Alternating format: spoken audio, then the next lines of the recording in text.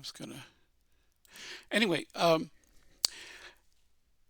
does it? Okay, and the reason why this is a topic here is because if um, in Hume's time, he had a lot of critics. A lot of people didn't buy this. They felt that if you're going to behave in such a clearly self-interested way, you're not going to be successful. It's incompatible with being a successful person or a likable person or a respectable person to behave this way. And it's also stupid. They're irrational because they felt that if you behave like the sensible knave behaves, eventually you're going to come to a bad end. You're going to be caught. You're going to be, if not imprisoned, at least not liked by other people, and you're going to live. You're going to be punished basically by the if uh, and but Hume thought that it's quite possible that such a person could fare quite well in society in material ways and in getting all that they want without ever uh, having to face consequences that, say, most of us who are just ordinary people without with some degree of concern for others, uh, if we occasionally do the wrong thing, we usually get penalized for it. But these people are extremely good at getting away with whatever it is they need to get away with to serve their interest. Anyway, before I go to, yeah, the next thing I want to talk about is what his critics felt at the time, and some people still believe that today. It's still an issue. Is partly what I said, that you can't be a successful. What I described as cannot be a successful person. You will at some point have your comeuppance. You'll have to pay for this at some point. In his time, in David Hume's time, most of this criticism was coming from people who were thinking in terms of clearly a religious background. Hume was irreligious. He wasn't quite an atheist, but he was one of the first major philosophers who didn't, he argued against all the arguments that were given at the time for the existence of God and an afterlife. But most of the people who were his critics at the time were saying, well, even if you're lucky enough to get away with all this knavery in this life, you'll catch up with you in the afterlife. And that's what he thought it was very unwise to be, very stupid and unwise to be a sensible name. Since Hume didn't accept this afterlife thing as with any kind of guarantee, he didn't think that that was relevant. If you got away with things in this life, the sensible name could care less about the other life, since they probably don't believe there is another life. So this is the life that matters, and this is where your success counts. Uh, Even people who are even today who are not necessarily religious still feel that the concept of a sensible knave or a successful psychopath, I call them, in modern terms, I'd call them a high functioning psychopath, as to distinguish them from the kind of uh, low low level psychopath, the kind of person who wants to make a career out of robbing convenience stores. They're not, we know they're not going to do well. But someone who goes to Wall Street and makes millions might well do well because they are a lack of concern for anyone else's well-being but their own. And we have a lot of people in the news in recent times who seems to fit this description. But I'm not going to talk about that so much because I'm interested in the deeper topics, the deeper relationships between this and moral theories in general. Before I talk a little bit more about this, does anybody have any questions or comments about this so far? God, there's a lot of people today. Any questions Oh, or oh, hi, Victor. I yeah. was just going to say, and when you were talking earlier, I'm not sure that caring for others and being psychopathic are mutually exclusive in the sense that um, if I am an empathetic person and I see a person or animal in pain, then I physically feel that pain and want to act. And so, in a way, I'm acting because I feel uncomfortable physically and emotionally, and I can only assuage that by helping another. And so you could argue that that is also self-interested. Hmm. I'm not sure the degree to which you can truly separate it out into something binary. And my other thought is that the bigger your circle of your social circle gets, the more likely you are to be psychopathic. So in other words, if I know 6 people, I'll care about them. But if you ask me to care about 1,000 people or 1 million, it's not a good use of my energy, and I'd find it really difficult to do that. Therefore, I could potentially be psychopathic about the millionth person, because it's too hard for me to compute that. And from an evolutionary biology perspective, therefore, are we not all, I know there are psychopaths, but I mean to a degree, are we all not capable of self-interest in our immediate circle, but also capable of being utterly cold when it comes to big numbers? Hmm. Yeah. Yeah, thanks, Elizabeth. Yeah, your first point was of that.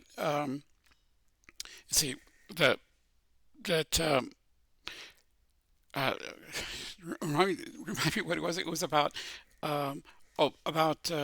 Oh, it's about Oh, self-interested empathy yeah, kind of thing, right. not, yeah.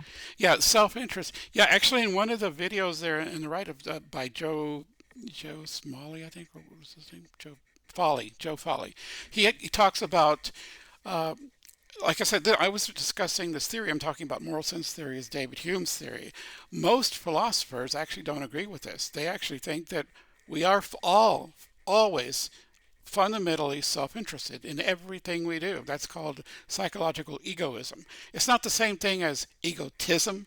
Egoism without the T is a theory that says that whether we are conscious of it or not, in everything we do, are looking out for our own well-being. Even when, like, if we're affected by the pain and suffering of someone else, if we help them because it causes us pain to see them in suffering. So we're relieving our own pain.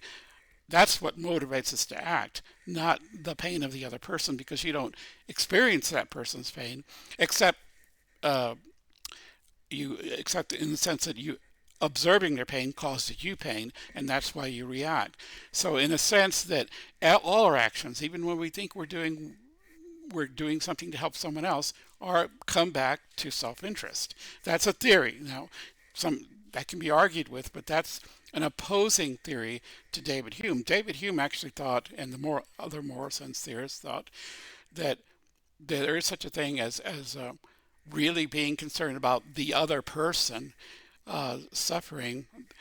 That is that you would it's where your own well-being is not and doesn't enter your consciousness, not even unconsciously. Uh, People who will even make sacrifices, even extreme sacrifices, like even their life, just to save someone else. How do you square that with being self-interested? Unless you say that I can imagine someone's sacrificing their own life to save someone else if the thought of not sacrificing their life is too dreadful for them, that they literally couldn't live with themselves if they don't make great sacrifices for someone else. Um, yeah, I mean, no, I mean, Or it could be that the person's conditioned by social norms. So there's an expectation that you will make sacrifices for your children. And so, because of the pressure of social norms around being a good parent, you therefore do that. Sorry, I'm sounding like I'm really cynical, I'm not wholly completely cynical, but I think there's arguments to say that self-sacrifice can be self-interested, in the sense that you're acting to not be ostracized or criticized, depending on the situation. yeah, Mm. yeah, that's a psychological egoism is that's one of the reasons why there are other moral theories that don't posit this feeling of benevolence or empathy like Hume's does. Famously, Immanuel Kant, who who disagreed strongly, even though he greatly respected Hume for some other things he said. He thought he was wrong about this. He felt that moral, whether or not you have feelings of benevolence for someone else, and that's why you help them, can't be the reason that makes your act moral, because our feelings, and he suspected human feelings. He felt that they're flaky. Sometimes we feel um, sorry for some people. We help them. We want to help them. Other days we're in a different mood. We don't. In some cases we help people. In some cases we don't. Where's the principle? Is where our emotions are just too unreliable a basis for basing morality, according to people like Kant. Um, at least that in particular emotion, the emotion of empathy or benevolence or concern for other people, because he said not everybody has those feelings, and even people who do have them don't have them all the time. So that can't possibly be the basis of morality, and so he had a different theory there. But but anyway, does anybody else have any? But you also mentioned something else toward the end about that was about self-interest. Oh yeah, kind of circles of influence, and from the Oh, 6 people to 1 million people. oh yeah, yeah, yeah. With right. There are people who okay, it's kind of obviously that evolutionarily we evolved, and all animals did, to care about those nearest and dearest to us, those that we see every day, that are connected with us: children, parents, siblings, friends, as opposed to complete strangers on the other side of the planet, or even on other planets. Um, there's I think Peter Singer once had a what do you call these expanding circles of concern. The further out you go, some people could say, I genuinely care about all of humanity or all human beings, but it's very hard to imagine someone caring equally about all human beings. We naturally tend to be partial. We tend to say, yes, I care maybe about all living things, but there's some that matter more than others. Those that are beginning with yourself, and then the people nearest you, and then gradually further. And some people can stretch that out pretty far, perhaps, and some people not so far. I mean, things like uh, nationalism. Some people, will draw the borders of their empathy at with their national boundaries, or even their community boundaries, or even fans of their team or their political party or their social group. That how far out you're willing to stretch your empathy or concern for others is highly variable and dependent on lots of things. And it's understandable why it is that way, because uh, we have limited resources. There's only so much we can. Even if we really wanted to help everybody in the world, we know we can't. Um, some people argue against this. Famously, Peter Singer, and a utilitarian philosopher, in a famous paper he wrote back in the 70s called Affluence and Famine or something like that, argued that people in wealthy countries are morally obligated to give up even up to 25, or actually they're morally obligated to give up all their wealth up to the point where to help people in other underprivileged parts of the world, up to the point that they're in danger of being just as bad off as those other people. That's making great sacrifices for strangers, because all sentient human beings count the same for him. He was anti-partial, in the sense he didn't think that you have a moral justification for caring more about, say, your children, your family, those close to you, than you do a complete stranger on the other side of the planet. They're all sentient human beings. That's the utilitarian criteria for concern. If you're a sentient, you can experience suffering and happiness and joy and pain, and that's what qualifies you as a moral being. And you're the same as every other sentient being. No, to say that these are more important than those was something he argued against. Uh, that's a utilitarian perspective, and it's one that is out there, but a lot of people, uh, the idea that it is okay, that it's right to be more concerned about those nearest you than, say, more people more distant from you, fits in with another moral theory, probably Aristotelian virtue theory, which was all about which goes back. That's one of the oldest secular theories. In the West, it goes back to 2,500 years, to Aristotle's time. And it's kind of understandable why, because back then it was a much smaller world.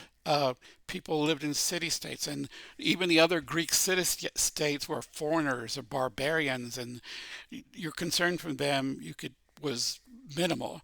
It's like your family, your little town. This is Athens or Sparta. That was your world, and concern for those people was your community. That's what set the standard for being right behavior. So it was a smaller community in which caring for those closer to you made perfect sense because you have to live with those people and you have almost biological and social connections with them. And that's the justification for morality. But we're not living, we're living in a world of, which is quite much bigger than the ancient Greek world was. So anyway, that's why that theory is still out there. I mean, it's often trotted out as a justification for why we care more about some people than others, and why it's good. That's good that we do because we have to live with the people that are closest to us, not people that we will never meet on the other side of the world. Unlike Peter Singer, who thought the moral realm encompassed all that was sentient out there, including animals. And if they can feel pain, or Jeremy Bentham before him was the first utilitarian.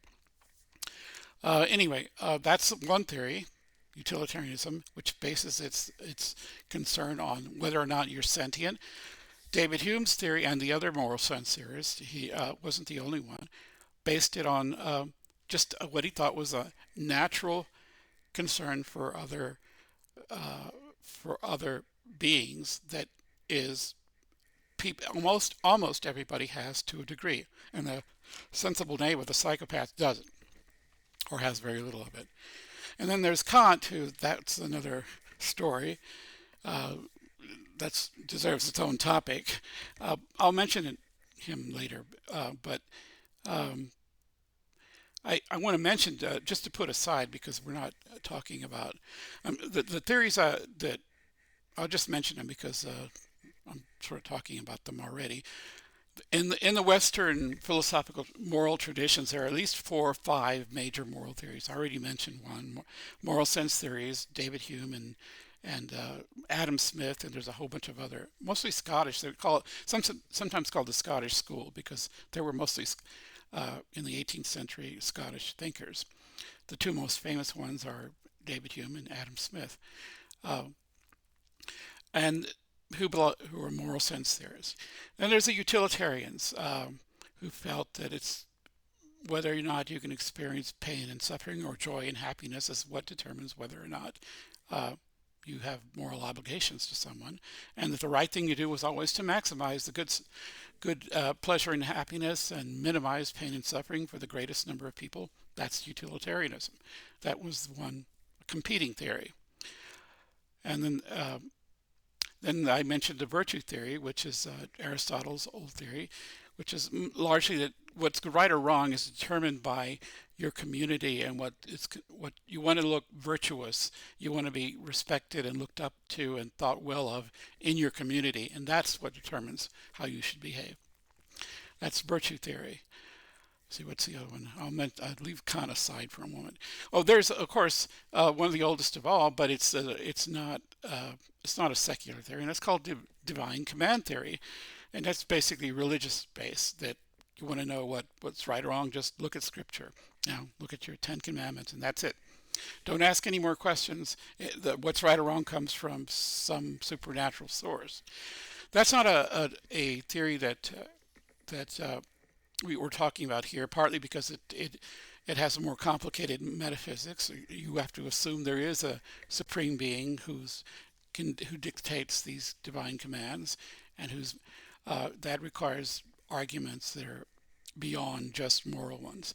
All the other theories are human based. They're based on the fact that they don't make any assumptions about whether there's a divine being or creator or anything like that at all. They just take humanity as the source of all right or wrong, and then the question is, well, what is it about humans uh, that that is what is about them that we should use as a basis for deciding morality and ethics? And they disagree about what that is. For and I'll mention Kant too because he's probably the most recent and most slightly complicated of all these theories. Kant was well aware of all these others, and he argued that he didn't like moral sense theory because he thought it was just too unreliable a basis for morality. Um, he didn't like utilitarianism either because he said if you take this seriously, that you should maximize the greatest amount of happiness and joy for the greatest number and or minimize the greatest amount of pain and suffering.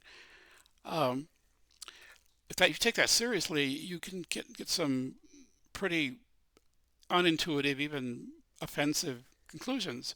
For example, there are lots of counterexamples to this, but uh, the one that's frequently trotted out is suppose there was a well-meaning surgeon who was a strict utilitarian and he wanted to save the lives of 5 people who needed organ transplants and he knew he could save them, but he needed organs from some donor and he didn't have them. But comes along a perfectly healthy person and who's got excellent organs, and he says, well, let's kill that person, rip out their organs, and save 5 people. I've increased the number of lives. I've benefited more people. Sure, I killed one, but I saved 5. That the numbers count. That's the right thing to do. That sort of thinking really goes against is a challenge for the utilitarian. But that's if you take that idea seriously, where it ends up.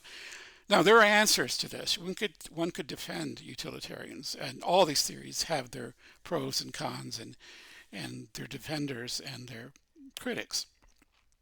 But so, what did Kant think that theory? What is the basis for morality for him? And his of all these theories, his was the most abstract because he said what's special about a moral person who's within the realm of moral concern is what he thought their rational autonomy. He meant their ability to. They're a special kind of being who's got at least the ability to make control their own behavior, to make decisions according to principles and reasons. That's what gives them dignity. Every human being has at least that ability. And if they don't, I mean, you can think of some people like children, for example, small children, or people with disabilities, who genuine, real disabilities, or someone who's ill. But he said that such people who are not able in the moment to make their own rational, conscious decisions we have an indirect duty to treat them well because they matter to people who do have those abilities. Like children obviously matter to their parents and to the society in which they live in, even though they themselves may not have the full ability that an adult does to make rational decisions. And even animals might still deserve a concern, even though they can't necessarily make clear. They don't have that dignity that comes with being a rationally autonomous being, but they matter to people who do, to those rational agents who do. So we have an indirect duty to these beings that may not be rationally autonomous. And so to him, what mattered was being able to have an awe or respect for any kind of being that can be rationally autonomous. And human beings are the typical one, the quintessential human is like that. And that is the basis for morality. You cannot treat a rationally autonomous being as an end like you would a tool or an object. You have to treat them as an end. You can't treat them you can't treat them as a means to something, like a tool to accomplish something else. You have to, you do things for or with humans, but not to them, as though they were just an object. And that's what morality consisted in for him. It was that respect for the rational autonomy of those beings who have rational autonomy, and for the things that those kinds of beings care about, which could include children and animals and people that are disabled and other things as well. He thought this was the least. It's actually one of the hardest. It's least flaky, least contingent, least accidental of all motivations for being good. That you have respect for beings who like that, who fit that description. Um, so, but what one of the things that's rarely pointed out though about all these theories, all the ones virtue theory, utilitarianism, moral sense theories, and even Kant's theory, is that they all um, involve a particular involve some kind of emotion or feeling or affect that is at the heart of the theory. It's obvious for David Hume's theory that empathy or concern for others is important. That's kind of an obvious one.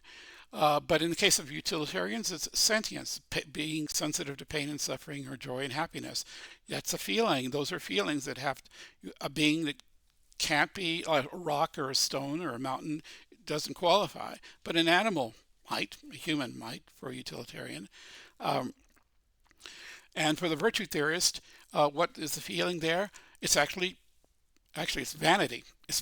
It's the fact that you want to be well regarded by the people around you. You want to be considered virtuous in your community.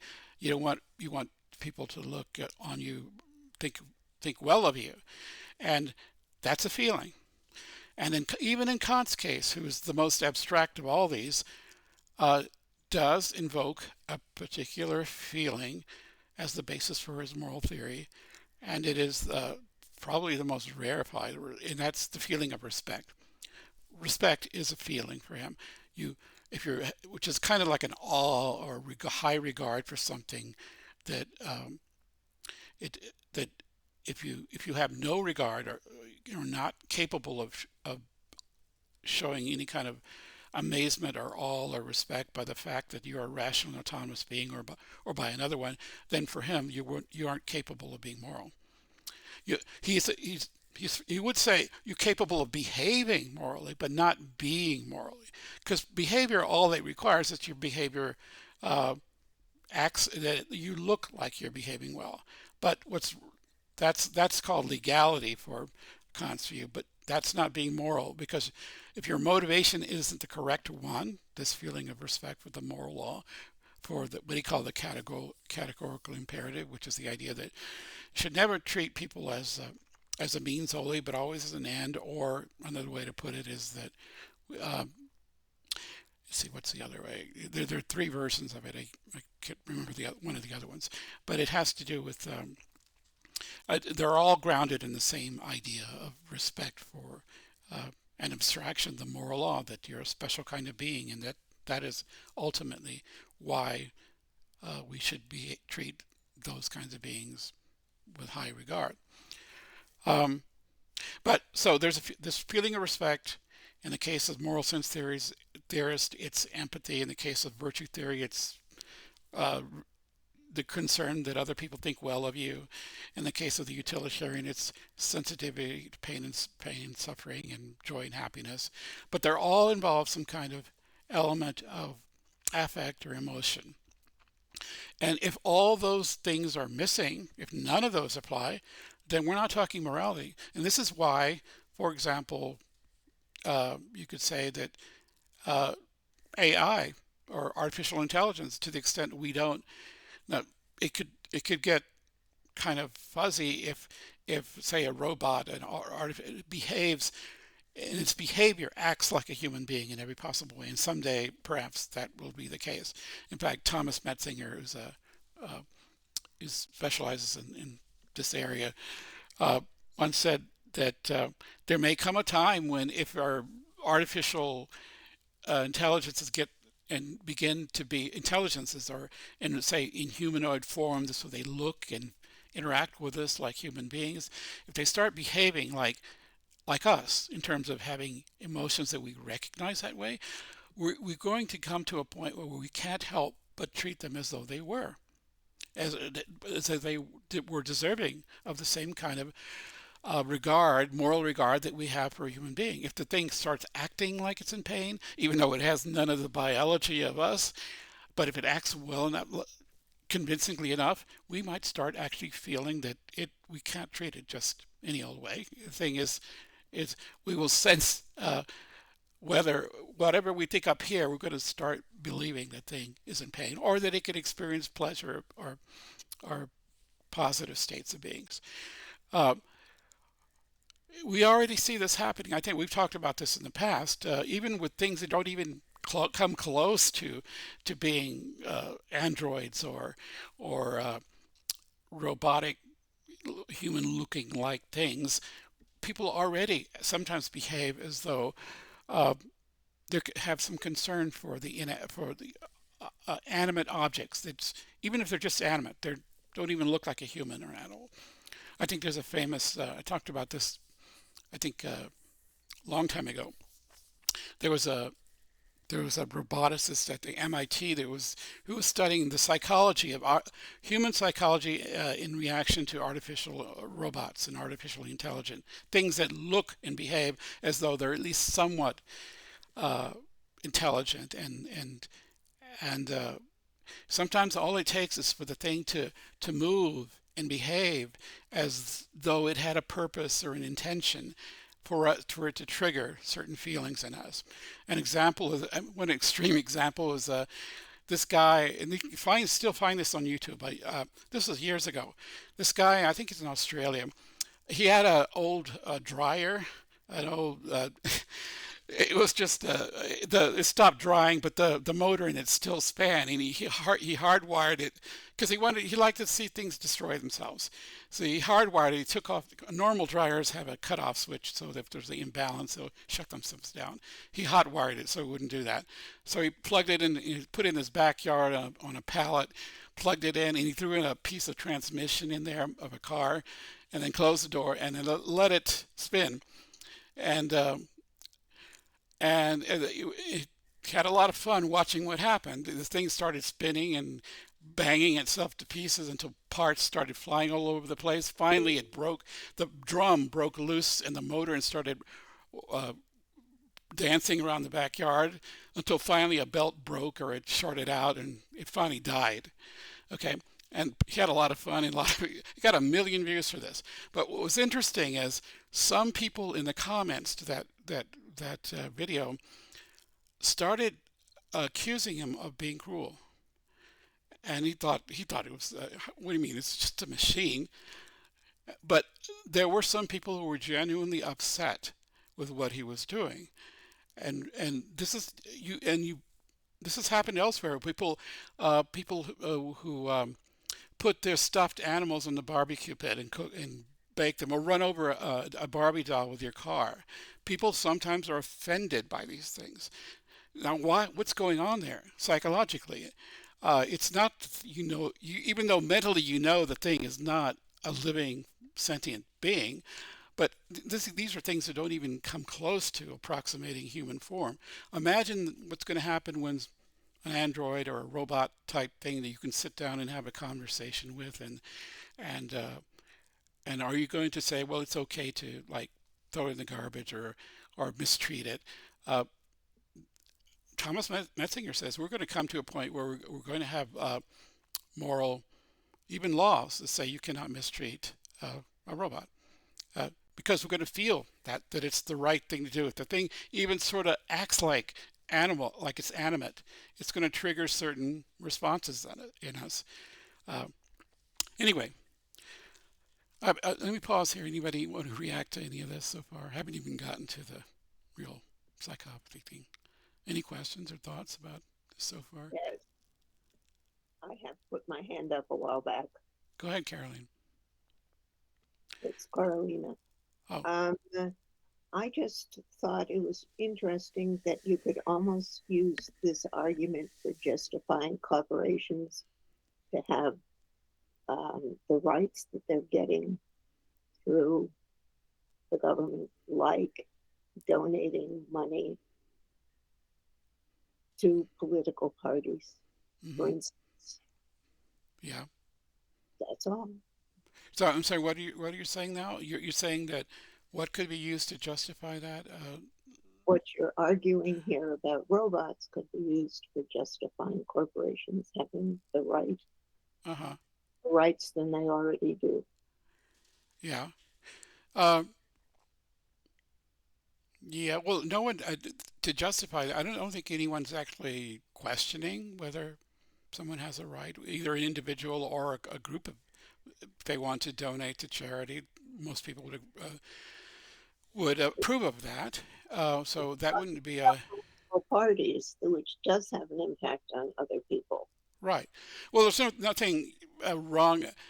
We want things to have an impact on other people, both individuals and groups and corporations, corporate bodies, which would include governments, and we want those impacts to be good. But what happens when they're not? And that's where, uh, and to the extent that they express psychopathic traits, then those impacts might not be positive. Uh, No one usually complains about people being good or even corporations being good. It's when they're not, or at least it appears they're not, that we ask for justification or want to know why. Wendell, you have your, or did you want to say something, Wendell? Or are you just posting something? I'll speak a little later. Okay. Kay. I think Kay. Yeah, go ahead, Kay. Are you there? Thank you. It's good to be here again. Yeah. I was so sorry to miss the meeting on all that jazz. I was so wanting to be here for that. Yeah. And I hope that everyone has been as well as possible lately. Okay. Thank you. I'm going to, you're welcome. I would like to speak on this topic a little differently. I'll have to give you a little bit of background on myself first. I grew up in a family with 3 people who are personality disordered. And also, I am the rarest personality type, especially for women. So I'm less than 1% of the human population. We're called INFJ on the MBTI, the Jungian typography. Okay. I am I've too. also, I am okay. too. I've also worked with some of the most well-known and wealthy people on the planet. I've known a lot of antisocials. We're using the wrong term here, which is psychopath. They're no longer referred to as psychopath or sociopath. They're referred to as antisocial. Then there's also the narcopath, which is the pathological narcissist and antisocial combination. Then there's other personality disordered individuals. And we're at a point now where we're at least 1 in 4 individuals who are on the antisocial character trait spectrums higher up than a midpoint. And so, I see what's going on in the world today. I refer to it as the antisocial war on pro-socials. So, because I was glad that you brought up earlier, Victor, physicians or surgeons, we have a lot of issues right now with antisocials, of course, taking the lead. They are a massive issue in not only corporations everywhere, anywhere there are decision-making or power control positions, they are there. They want to be there. They want to be the ones who are, and in society in general, because they're leading, of course, in every area of society, we see, because we're capitalist societies, even entertainment is incredibly antisocial, incredibly predatory. Most dramas nowadays are about personality disordered abusers, are about hardcore criminals, really foul people, and along with the social media usage, which is again very commercials. Anything to do with making money is going to be antisocial, is going to be predatory. We pedestalize serial killers, the estates and the individuals still living in prison if they're captured, people who are serial killers, serial murderers, serial rapists, and so on, and those who commit these mass murders and so on. who are captured rather than murdered by the police. You know, they have fans. They of course they're approached for their story. They make money off that or their estate. Then it's made into a television series or a film. Then it, you know, it's just ridiculous. We worship these people. True crime is the highest. I used to work in the entertainment industry, and true crime for many years now has been the highest grossing of all when it comes to fiction, or sorry, nonfiction literature and television, film, books, and even, I mean, it's even crossed over, of course, into manga, anime, um, graphic novels. I mean, it's just, you can't escape. You can't escape it. Of course, children are, yeah, I mean, we just have to look at how children are behaving and younger people, men especially. Of course, we've allowed the boys and men to be overtaken psychologically as psychological warfare. Actually, ultimately, though, they're using the boys and the men. But really, these are wars on women and girls and all feminine and the others, and then also on people of African and African descent and indigenous heritage globally. So that includes even in Europe. That includes the Roma and the Sami and so on. Anyway, for resources. So again, all predatory, all antisocial, all for from a place of fear, greed, self-centeredness or narcissism, and also sadism. We've again used the boys and men, especially um, with pornography. So now the taste, the sexual appetites of boys and men, especially if they're interested, if they're heterosexual, pansexual, bisexual, etc., open to women sexually, romantically, or at least just fantasy, and also building up the ego, is the sexuality has been hijacked by these antisocials, and so we've got big problems here. This is not a theoretical or philosophical issue. This is reality. We are in an antisocial war on pro-socials, and I personally think that we're at a time that it would be more helpful for us. Now we're all, you know, thinking and caring people to speak about these things more realistically and come together and do something about it. There are things we can do about it. And there is, I just want to say, there probably are some anti-socials here. I find that when we have meetings on topics to do with personality disorders, the individuals, it makes sense. It makes sense that they would come out. But anyway, the point is, I would love to speak about this more realistically, although I always love hearing your mind at work, Victor. Thank you.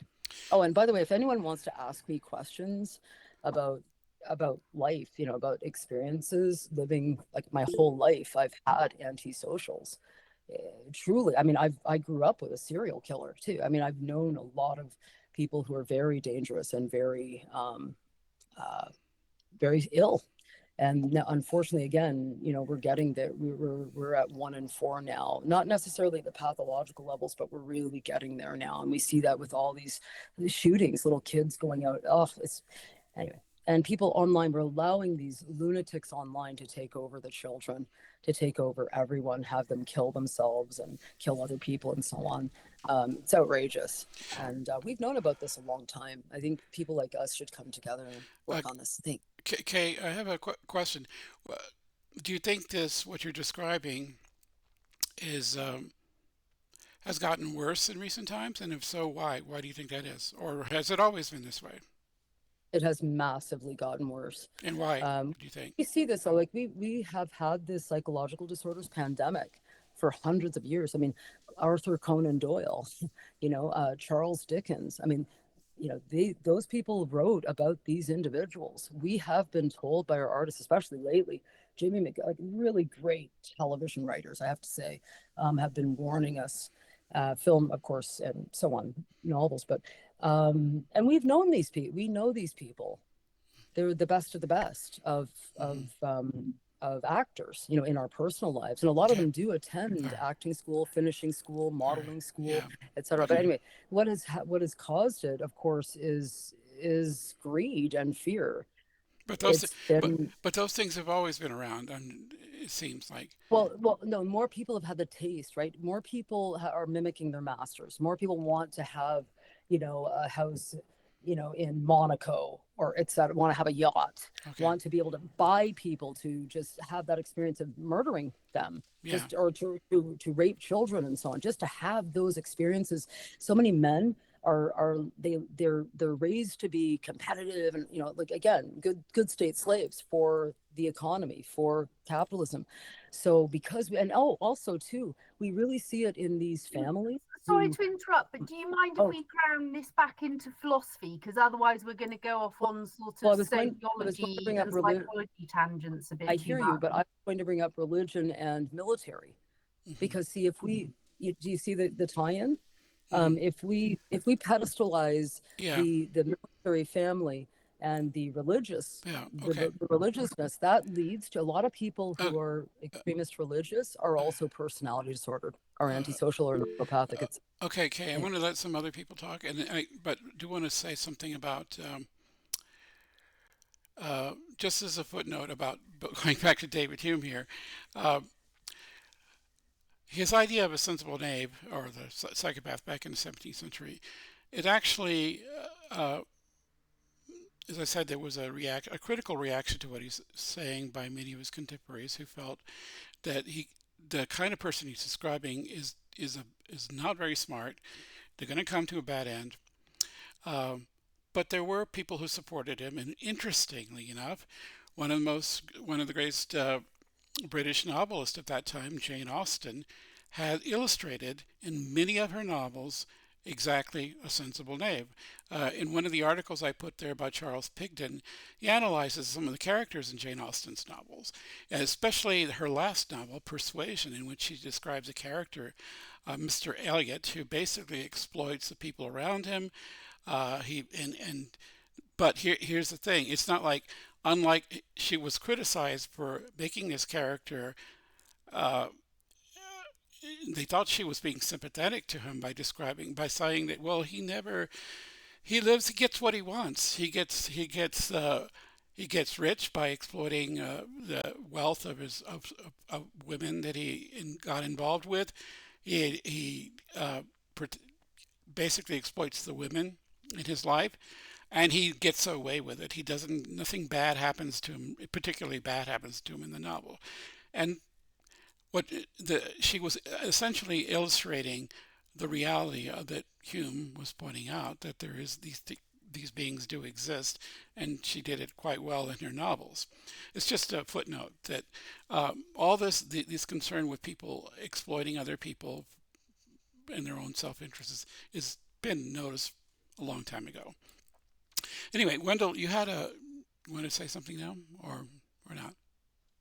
Thank you so very much. And K of LA, I comprehend, I followed along.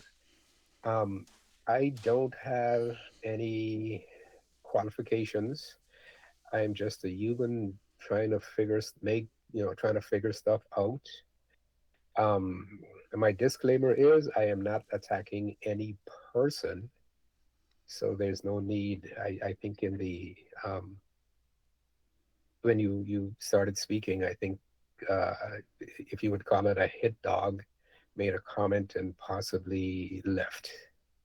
The thing is, we're all, in my humble opinion, valid, viable, wonderful individuals.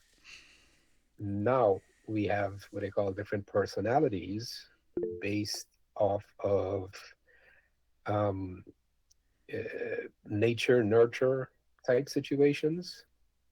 And some people can be born with what you call the compromised brain chemistry, if you will, depending on certain factors. Like I said, these are things that I'm learning from people who have been studying this stuff. And I am trying my best to try to make a series where it you could explain this to like people like they're five and try to make the connections because everything is interconnected on the planet. Um, because people will be like, "Well, you're getting off the subject, and stay." I'm not saying those people are identifying, you know, as psychopaths, but a lot of people, when they do get that, because Victor, you were mentioning those people who hide it well, and they're not bad people. Once again, we just need to help them to heal, to let them know, listen, you don't need to harm another human. You have to identify our needs and our wants. Hmm. Currently, we have socialism, communism, capitalism, whatever ism, Yeah.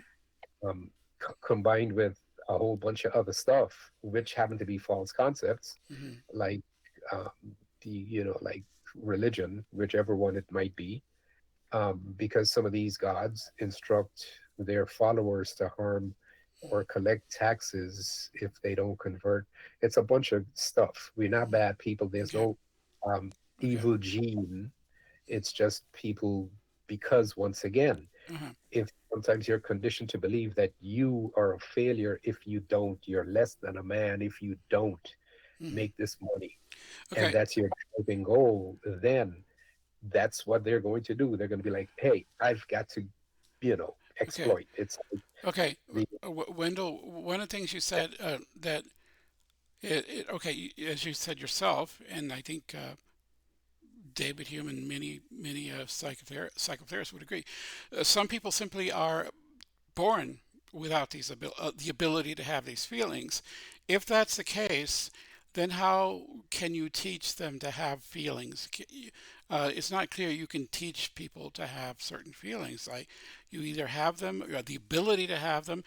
It's not to say you can modify behavior for sure by putting strict boundaries, regulations. Basically, you can modify behavior. What we're concerned here is what's going on inside the people. You cannot have, at least as far as you cannot make people have feelings they don't have. You can get them to say it's not in your best interest to behave this way because if you do, these bad things are going to happen to you. And if you're telling them the truth and those bad things do happen to them, then if they're rational, they will behave. But you haven't modified their psychology, you've modified their behavior. And so what do you either you're assuming that everybody does have these feelings and they just need to be nurtured, or and if you're successful at treating someone, at changing them from being a psychopath into a non-psychopath, which I don't think, almost by definition, you can't do, because these people are lacking the wherewithal to be trained, or to have this, to receive. A person who has the right capacity for the feelings, but through bad upbringing or terrible circumstances, or their exposure to really oppressive or abusive uh, lives cause them to behave a certain way, but they do have the ability to, they do have genuine feelings. They're just very damaged.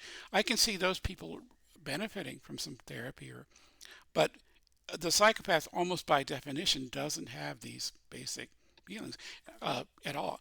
And there are, fortunately, not most people aren't psychopaths, or we would have disappeared long ago. But they're very real, and sometimes because of their very absence of those feelings, they can sometimes be very effective at achieving power and success in the world because they don't have the inhibitions that most normal people do have, and that's the problem. They're uh,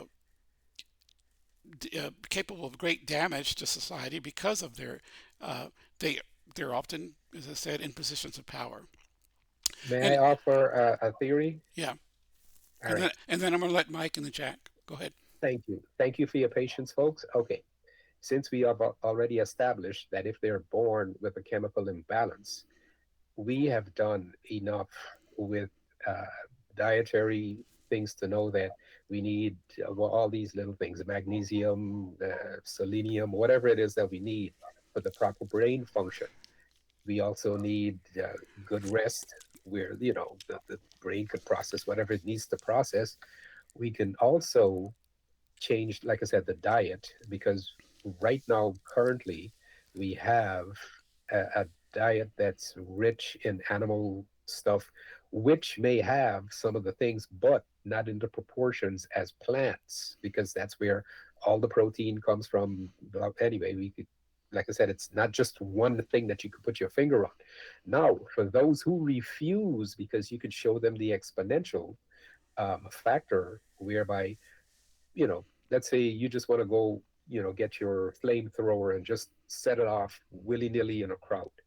What if everybody were to do that? You just mentioned as well, if we were the majority of psychopaths, the race would not be here, the species. Now, we could ask them, and this is the thing about healing, just like in a hospital, you tend to them, but they're still part of society, no better, worse, different, unequal. They're still valid, viable humans. But once we recognize that, okay, little Johnny is killing animals just for sport, we could, try to get little Johnny that therapy, whether it might be diet, whether it might be the therapy, and let little Johnny know we don't need to do that, right? The thing is, you have other people as well, because this is what I'm learning about nature. You have other people that maybe they're like, okay, how should I put? I don't know if it's a quiet psychopath, where they're like, oh, little Johnny will possibly harm me in some way, shape, or form. So I have to make sure I take him out before he takes me out. But that person is not going to do that to every single person that's not harming that person that takes little Johnny out, that refuses, because not through his own fault, but because we, as the rest of society, were unable to help him manage his impulses and stuff like that.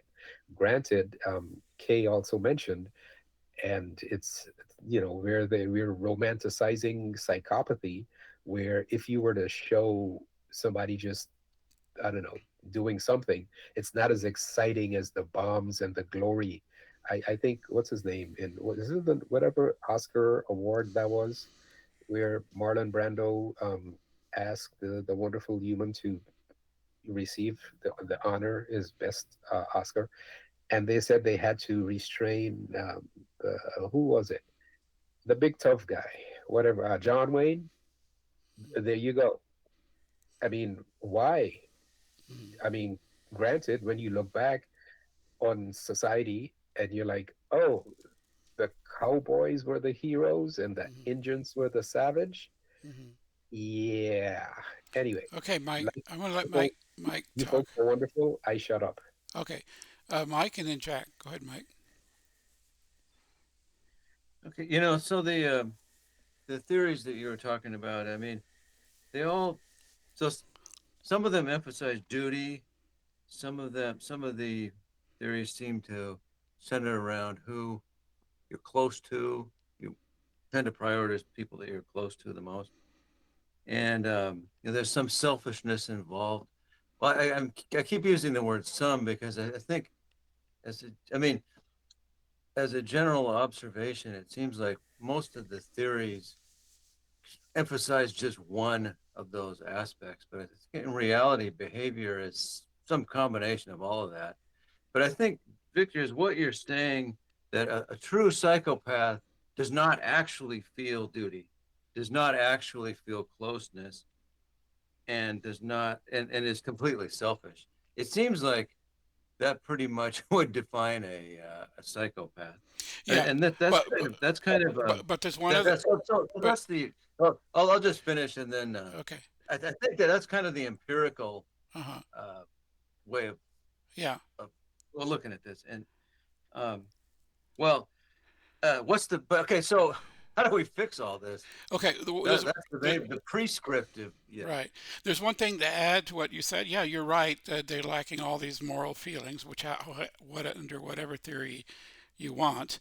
Well, not necessarily pain and suffering. I mean, they're sentient in the sense that there's some things they like, and some things they don't. They understand pleasure and pain, for example, which the utilitarians would base their morality. But there's one important thing that helps part of the definition of at least the kind of psychopath of concern here, and that is they're extremely intelligent.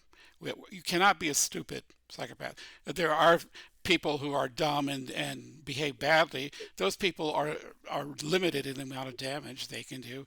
You're not going to get too far, as I said earlier, making a career out of robbing convenience stores.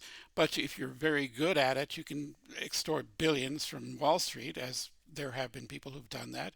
I think Bernie Madoff with $20 billion a decade ago. And he's just an example. We have a lot of people in the news lately who seem to fit this description.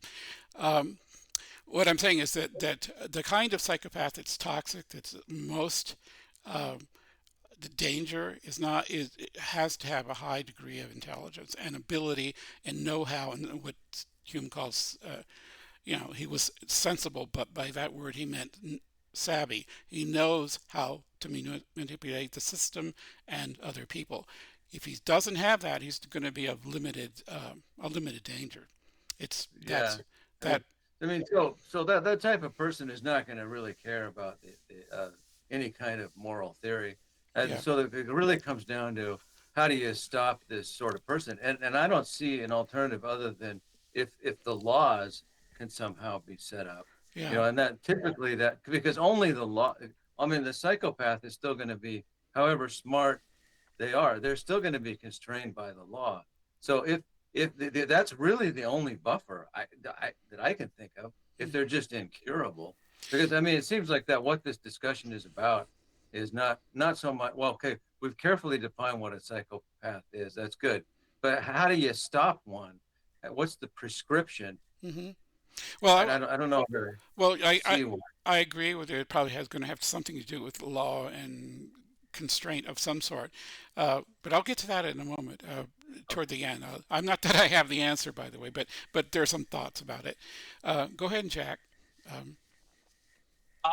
Yeah, so I read through your paper, and also I kind of, so far what you've been talking about, I appreciate you voicing out the idea that through some aspect, biology, other factors, individuals exist on a spectrum, and that in some cases it may not, things like lack of empathy or whatever may not be corrected, at least right now. But I'm not sure I agree that, lack of empathy would have meant that the species doesn't exist, although I appreciate to some level, and agree, with the sentiments of, like, say, evolution of cooperation by Axelrod or those types of arguments. But I wonder if perhaps, is lack of empathy a mutation, or is it perhaps a purpose of evolution for the species survival to have that diversity that relates to, empathy and lack thereof, right? Especially, and so you haven't gotten into the psychopathic business thing because we've been so wrapped up with all these other topics. But I mean, I was questioning myself whether can a business survive better without empathy? Yeah. When you're competing against others that function, other businesses that function the same way. And I mean, I would agree that probably there could be things like scalable, innovation compatible, like governance, or over punitive, or like revolution. I would rather do that as opposed to like punitive or revolution like remedies that you kind of like ended the essay with. I think it really depends on what type of solutions are we talking about. But one last thing I'll mention is Elon Musk, right? I've read a number of his biographies. I've watched him talk quite a bit, and one of his biographies was by Walter Isaacson, and there's this constant theme throughout the book, like where they talk about his lack of empathy.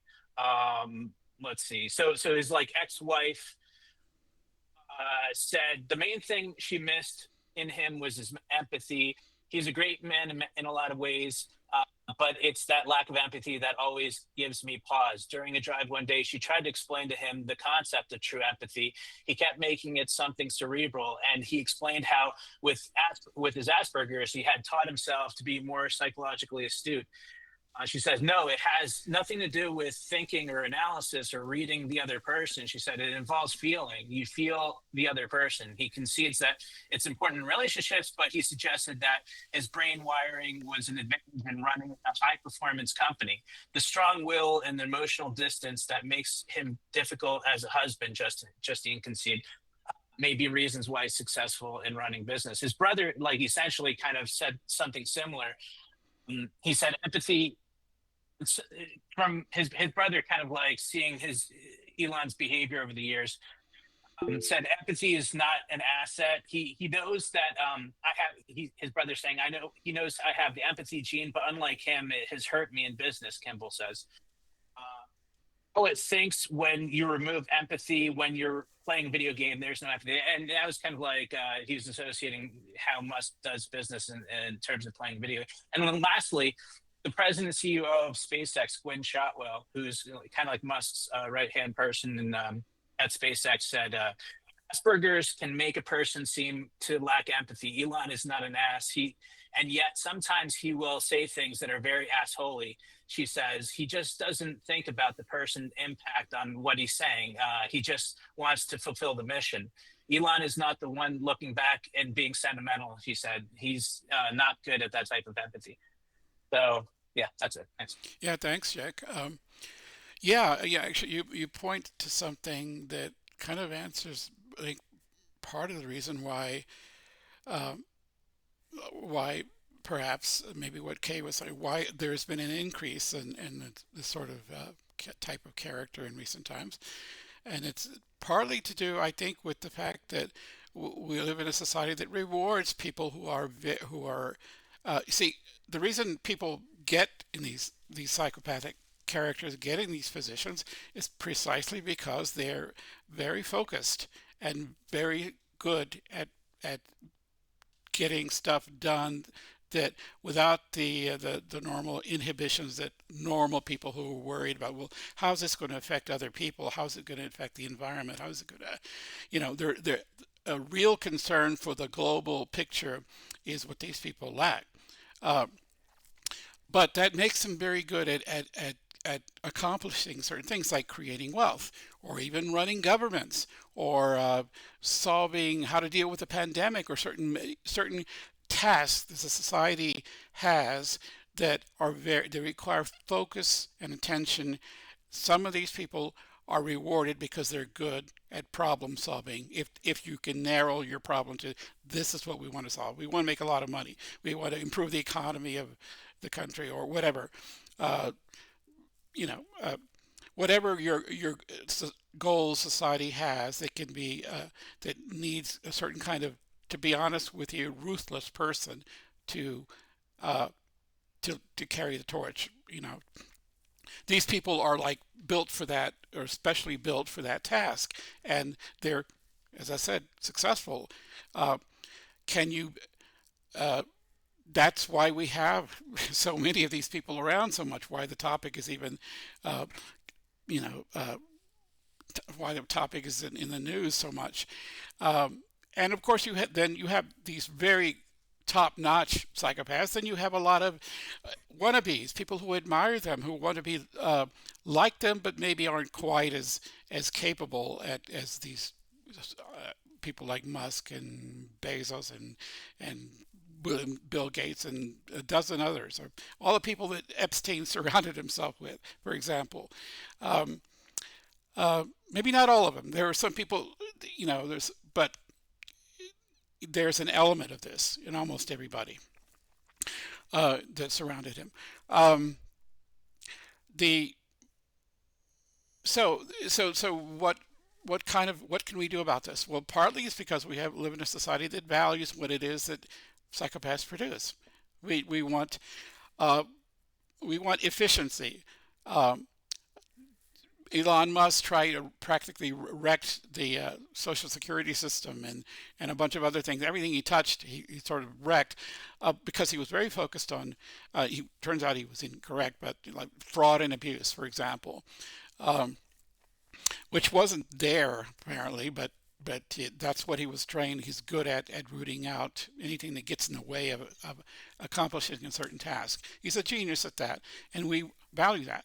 So if if these kinds of characters have the sway they do in our contemporary society, what is it? What's wrong with what we want that we have? We create opportunities for these people. Maybe we are too focused on certain things, and we need to have a diversity of values that say, yeah, we want to accomplish this task, and we value efficiency, people who know how to get it done, but there are limits. We cannot concentrate power in their hands. Power concentration is another thing I keep harping on, and power is concentrated here. Power needs to be diffused as to partly address Mike's question about how you deal with this. Well, these people thrive in power concentration environments. We need to to stop creating conditions that allow that to happen. A good example of this is what a topic I talked about 5 or 6 years ago called executive aggrandizement. It had to do with Donald Trump in his first term and this time he's going to town. He's basically consolidating power in one place. He's not even hiding it. He wants to be a king. The hell with democracy and all that stuff. It's about power concentration because that's the only way you can get things done. If you take this episode, so diffusing power is perhaps spreading it out so that there's so-called in the American Constitution, and there's something called the separation of powers, which is a basically paid lip service to, but it's actually not honored very much anymore. I mean, if that were true, the United States has never been in a war since World War II because only Congress can declare war, but the Vietnam War was not a war, but all the wars since have not been wars because Congress didn't declare them. They were all executive actions. How did that happen? That was never part of the plan. It was supposed to be that Congress decides when we go to war, and you can't have a president single-handedly have that kind of power, and yet that's what's been happening. And it's not now; it's more beyond war; it's everything else.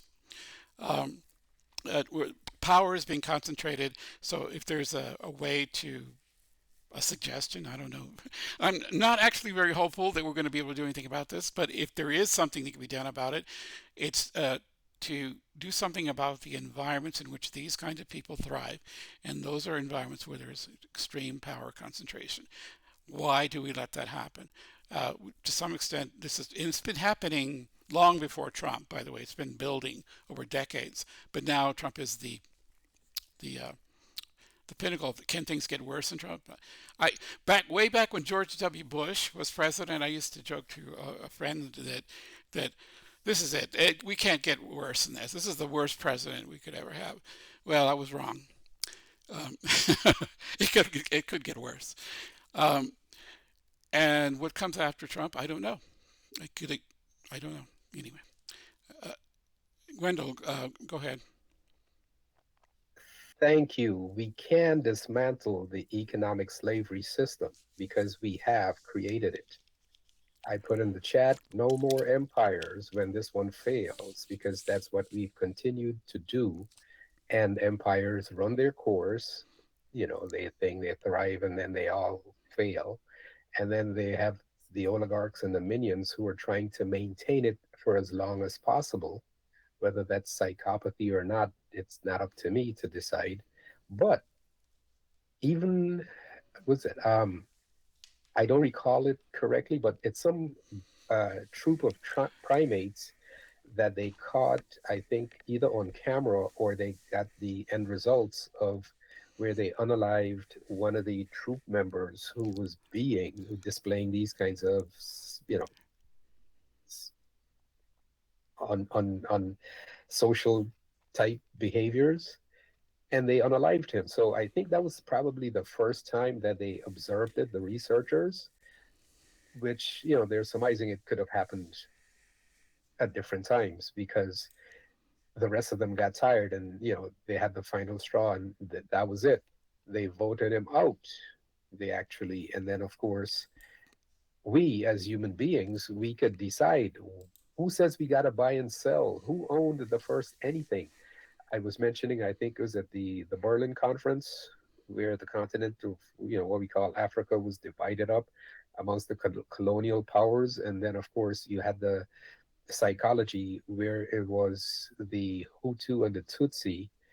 And I think is it the Tutsi were favored by the colonizers, and then the the other class, as opposed to just being humans, lets everybody have what we need, which is basic food and shelter. They were eh, treated horribly. So then, when the colonizer was removed from the equation, the Tutsi were seen as the enemy, as opposed to the colonizer who conditioned people to, see them as the enemy. So once we have a curriculum in place that teaches us everybody is a valid, viable, wonderful individual human, we need to let them be once they're not harming anyone. So coming back to the psychopaths again, if, like I said, we could see from childhood they're displaying these, behaviors and refusing to correct with the assistance of other humans, then of course, like I said, somebody along the way is going to be like, hey, I'm tired of this person just, either picking on me, being a bully or whatever. And it'll occur just like it did in the primate group, like I said, that the scientists observed, which it's happened before in human societies as well, when, they get tired of whichever, either, whatever it is. And another thing with the conditioning, and I repeat this, and when I heard it, it was so ridiculous. The great replacement theory. So you could have people, human beings, who are taught that they're better than because of whatever criteria it is. And these other people are going to come for your stuff when it's the psychopaths who have all the whichever the wealth, and they're saying, hey, those people are going to come take, well, I think the thing is they're going to come replace you, whatever that is, the Western world. And I'm like, you people are crazy. Because I had the opportunity to co-volunteer, because I've been volunteering with different organizations to help humans. And the co-volunteer said she asked her parents, for as long as they've been alive, has anybody come to take their guns or their Bible? Which the answer is no. But once again, they are fearful that these brown and black people are going to come do whatever to them that they're being told is going to be done to them. And of course, we have the history of it's not just the United States of America, it's wherever was colonized. Some sort of injustice was done. Hardly a day went by without some form of injustice being done in the name of the crown or whatever to people who were living there before the colonizer got there and had to be subdued because it was, what is that, divine whatever the thing is with the Bible. They would come and say, hey, my God says we own this land and whatever is in it. Or they're not bad people, just psychopaths who were in a minority given position over people who were, I don't know, is it psychopath adjacent? I don't know. Like I said, I can't afford therapy. I don't know what the correct thing is, but I'm trying to extrapolate as to why normal folk who wouldn't do these things normally would, because once again, Mm-hmm. they've got some factor, the fear factor Mm-hmm. put into them. It's like Okay. Jeffrey Dahmer, for example. It's been reported that one of his victims somehow got away, and there were some police people. But of course, he was drugged up by Jeffrey Dahmer, and he was incoherent, and he, mentioned that this guy's trying to kill me. But then Jeffrey Dahmer came and said, no, it's some sort of lover's spat or something to that effect. Um, and I wish I knew how to pronounce the name of the person, but I think it's a Korean name, and I'm unfamiliar. But I've been trying to thing it to say his name. But the cops believed Jeffrey Dahmer Mm-hmm. over the in process victim. and then because once again, he was perceived as being cis white, whatever it is, the terms are, I don't know. Mhm. Right. So Okay. yeah, he couldn't be the bad guy. Okay. But anyway, like I said, we can do better once we start thinking logically instead of reacting emotionally, and knowing that yes, there are those few people who will influence others to say, let's go get them, and says, no, no, you're not getting anybody. You're getting therapy, you're getting some, diet changes, you're getting some hugs. Nobody is going to harm you. Yeah, Okay. thank you. Thanks, Wendell. I'm gonna let Kate talk, but then after that, I'm gonna talk about the corporate or the corporate body version of a psychopath. So far, we've been mostly talking about individual psychopaths. And the topic really was moving toward, although we have to talk about what psychopathy is on a more basic individual level first, but I wanted to move the topic toward larger communities which behave psychopathically, and what the dynamics, what's going on there, and again,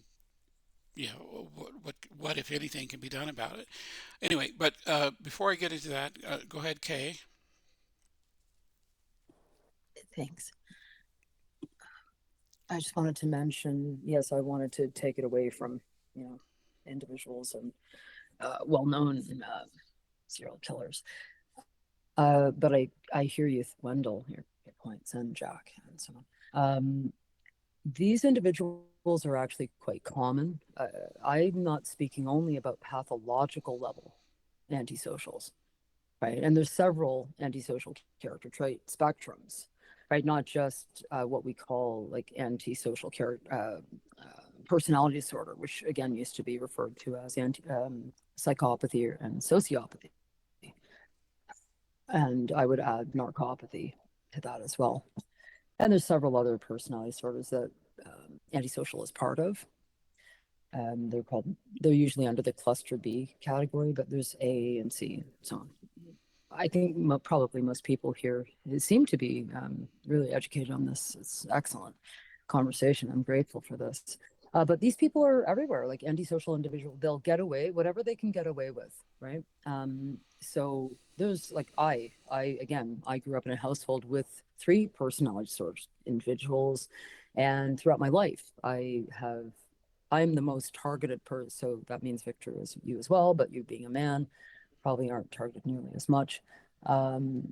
Also, you're much more educated than I am, and you've had, probably more respected jobs and so on. But anyway, the point is that so they damage our health, their behavior, they make horrific decisions, again, self-focused, and just whatever they want, they take. I mean, we're specifically talking about antisocial, so I've had experience mostly with narcopaths and dark pentats, tetrats, and so on, but borderlines and so on. But yes, antisocials.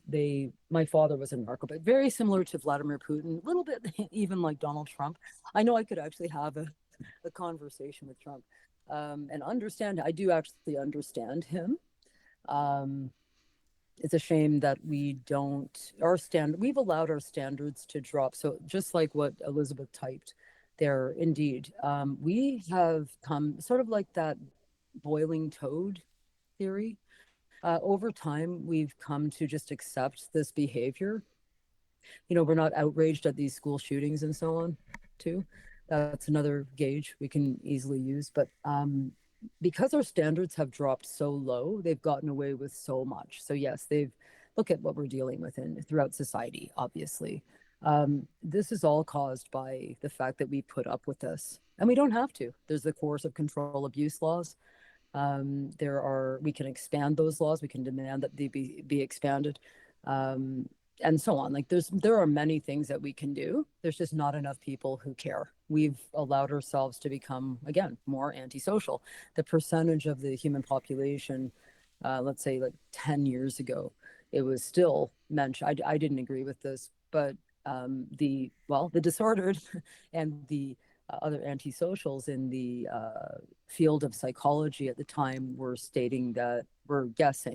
estimating that the percentage of the human population that were more like higher up on those antisocial character trait spectrums was only 2%. For ages, they just said it was 2%.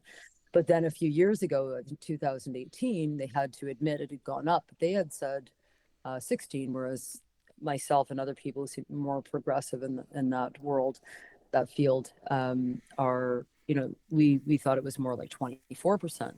And last year, the more conservatives and the antisocial and the disordered of the field had to admit that it was 24%. So still, like now, even they've even admitted, they've had to admit that therefore basically 1 in 4 humans has become much more antisocial and would be considered in general a more antisocial person than a pro-social person. And the way that we need our species to be really is much more pro-social, and it's happening. There are so many people who are comfortable. That's the issue. Like the issue is comfort, and so therefore it puts that in conditioning, and again the antisocial as well. And it's really maintained everything around us. There's so much antisocial maintenance out there. So yes, of course, Victor, to be present and relevant in the predatory capitalist world, one has to be cutthroat, has to be. And that's been the case for decades, but it's been ramped up so much. Look at Blackwater, and we could go on. Anyways, Elon Musk. We should have dealt with Elon Musk ages ago. Anyway, thank you. Yeah, thank you. Okay. Before I go on to make the connection with the corporate body, psychopathy, do want to mention, this relates partly to what Kay was just talking about the years ago I did topics on things like I've dealt with related topics in the past, but one of them is the prevalence of crime. There is, for example, there's some people who dispute that you can have high intelligence combined with immorality, that somehow you being highly intelligent means you're going to have a tendency to at least do the right thing, but the two things can be separate. And there's actually a debate in philosophy about, some people don't believe that you can actually be highly intelligent and immoral to the core at the same time. There's a big dispute about that. Hume thought you could, but some don't. But as evidence for that, very extreme evidence, there are criminologists who keep track of things like what are known as the murder cases that are never solved. In the 1970s, about 90% of murder cases in the United States were eventually solved. They caught up with whoever it was who did the murder. Now it's down to less than 60%, and it's approaching 50%. In other words, more people are literally getting away with murder and dying of old age or natural causes. They never see the inside of a jail. Justice doesn't ever reach them. And that's for murder. And that, you would think, this is where it's a crime you could least likely get away with, as opposed to more minor property crimes. But it's actually even more extreme for almost all the other crimes. Rapes, 65% of rapists never get prosecuted.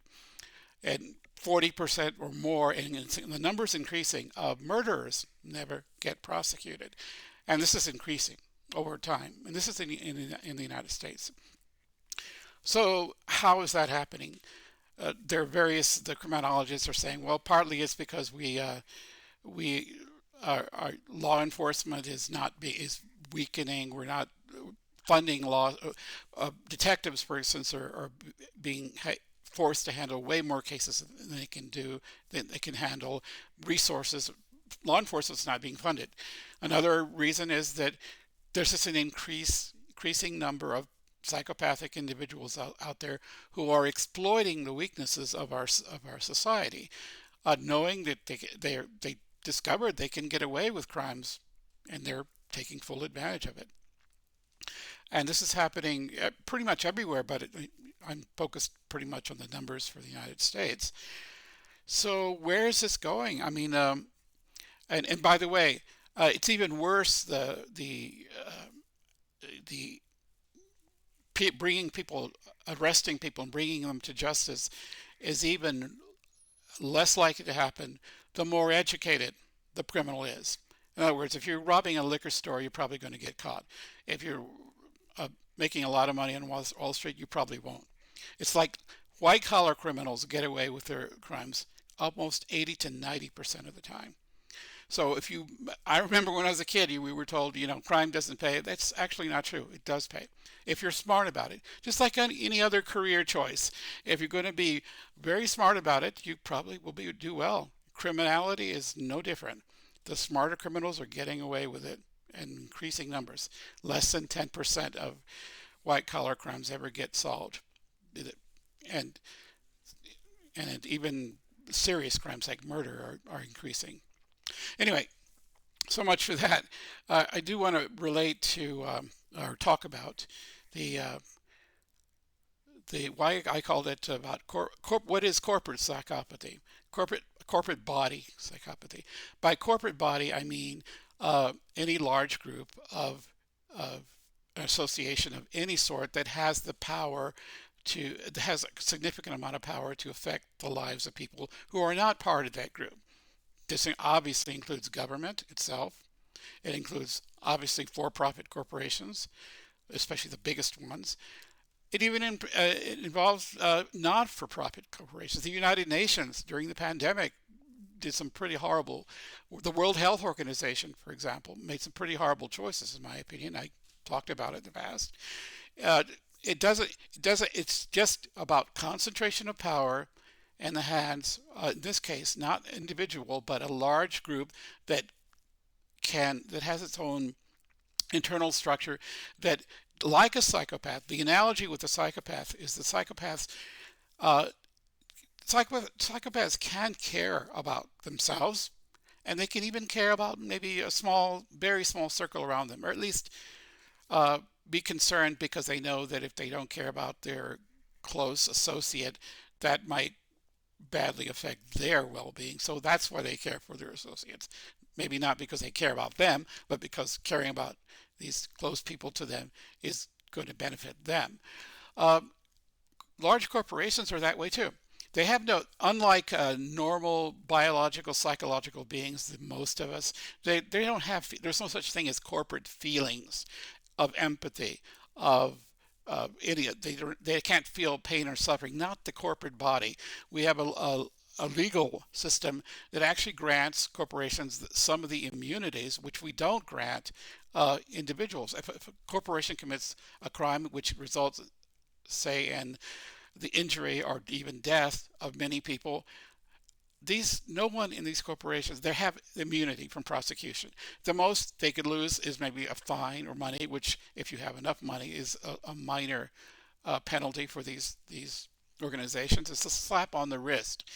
If people die as a result, say, of a poorly tested drug that was put out to, and people died, whether it's thalidomide way back in the 50s or some other drug, or OxyContin, which has addicted tons of people, which has made a lot of drug companies a lot of money. And people die and suffer because of these. No one pays a price for this. The corporations are still doing quite well. There is an immunity, and that immunity is one form of power concentration. They have the basic features of a psychopath. Power, the resources of a large group, which is capable of hiring expertise. They have the intelligence part of a dangerous psychopath, and they have none of the normal feelings which normally inhibit individuals from doing bad. They can get away with it, and the only thing regulation you can have of these things is by other corporate bodies. Like, who's going to regulate the major corporations? Governments. Are governments immune from this? There's a long history of that of governmental abuse of its own citizens, of people. What's in it for the I spent a couple of years ago, I did a long uh, series of meetups on what's wrong with democracy as it's practiced in the West, especially in the United States, but I think it's true beyond. How democracy has been subverted and it no longer is what you were told it is. It does if you're unless you're a specific small class of people, the government doesn't give a damn what you think or what any of us think. It doesn't. It has no relationship to what we used to be taught, what we were taught in school. It is, and that's because the government has become a massive corporate body of that has its own interest, and that's what it takes care of. And the rest of it, there's no feelings involved here. It's only this body that has formed like into like a hive mind, and that's what it's got its agenda, and it's not its agenda is not the well-being of anyone outside that that corporate body. Um, so that's the relation, the connection with psychopathic traits that can be found. And this is, we think individual psychopaths can be bad, what happens when you get large, very powerful corporations or governments that behave that way? What chance do you have against them? I mean, frankly, things are like, well, we know historically, I was a former historian before I decided to get interested in philosophy. We know what happens eventually. Things get so bad, there will be bloodshed. And that's what happens. Things have to get pretty bad sometimes before that happens, and then it happens all over again. It starts up again. Maybe there will be a period of reform when people wake up to how bad things are, and they overthrow the government or the powers that be, whatever, whether they're governments or the political philosopher Elizabeth Anderson is a well-known name in political philosophy. Has argued that our society is run by what she calls private governments and public governments. That's it. You want a private government is like a corporation. It basically creates its own laws. It has its own autonomy. The people who work under it are basically they don't get to vote on what the corporation does. The stockholders do, what a special subclass does, picks the CEO, picks the board of directors, and they run the show, and they don't run it with the thought of the well-being of the general public or anyone who's outside the corporation. Exactly like governments are behaving as well. She calls all corporate bodies basically private governments, and then public governments are governments like, say, they go through the motions of elections, for example. That's a public government. What's the difference between the two? They behave the same way in the sense that they've uh, drawn to themselves all the power that there is, and if you're not part of that structure, you don't count. And this is how the world has fast becoming. And these corporate bodies, their psychopathic behaviors, which mirror that of individual psychopathy, are in a way the biggest threat there is. Because what can we do about that? Short of what historians say happens, people get fed up, and there's bloodshed, and then we start all over. Okay, anybody want to react to this? You don't have to agree with me, but that's what I think. Go ahead, Jack. So, I mean, I think you're making very strong points, but the thing with these psychopathic bodies, I mean, they essentially people from my perspective, there are certainly aspects of our society that voice out outrage against these various different bodies, and and situations like you'd brought up in the paper. You'd brought up that the Venezuelans being killed. You brought up Brian Thompson, the killing of Brian Thompson, things like that, right? So, um, yeah, there's glimmers of outreach, but I think about like in terms of was it the Durants, like you're talking about history, like Ariel Durant, and now I forget the guy's first name, Will Durant.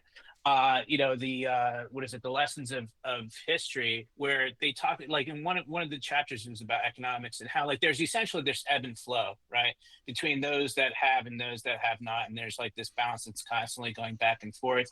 If it goes too far one way, then yeah, the masses will rise up. um you know so there is that, certainly, and it's been the case throughout history.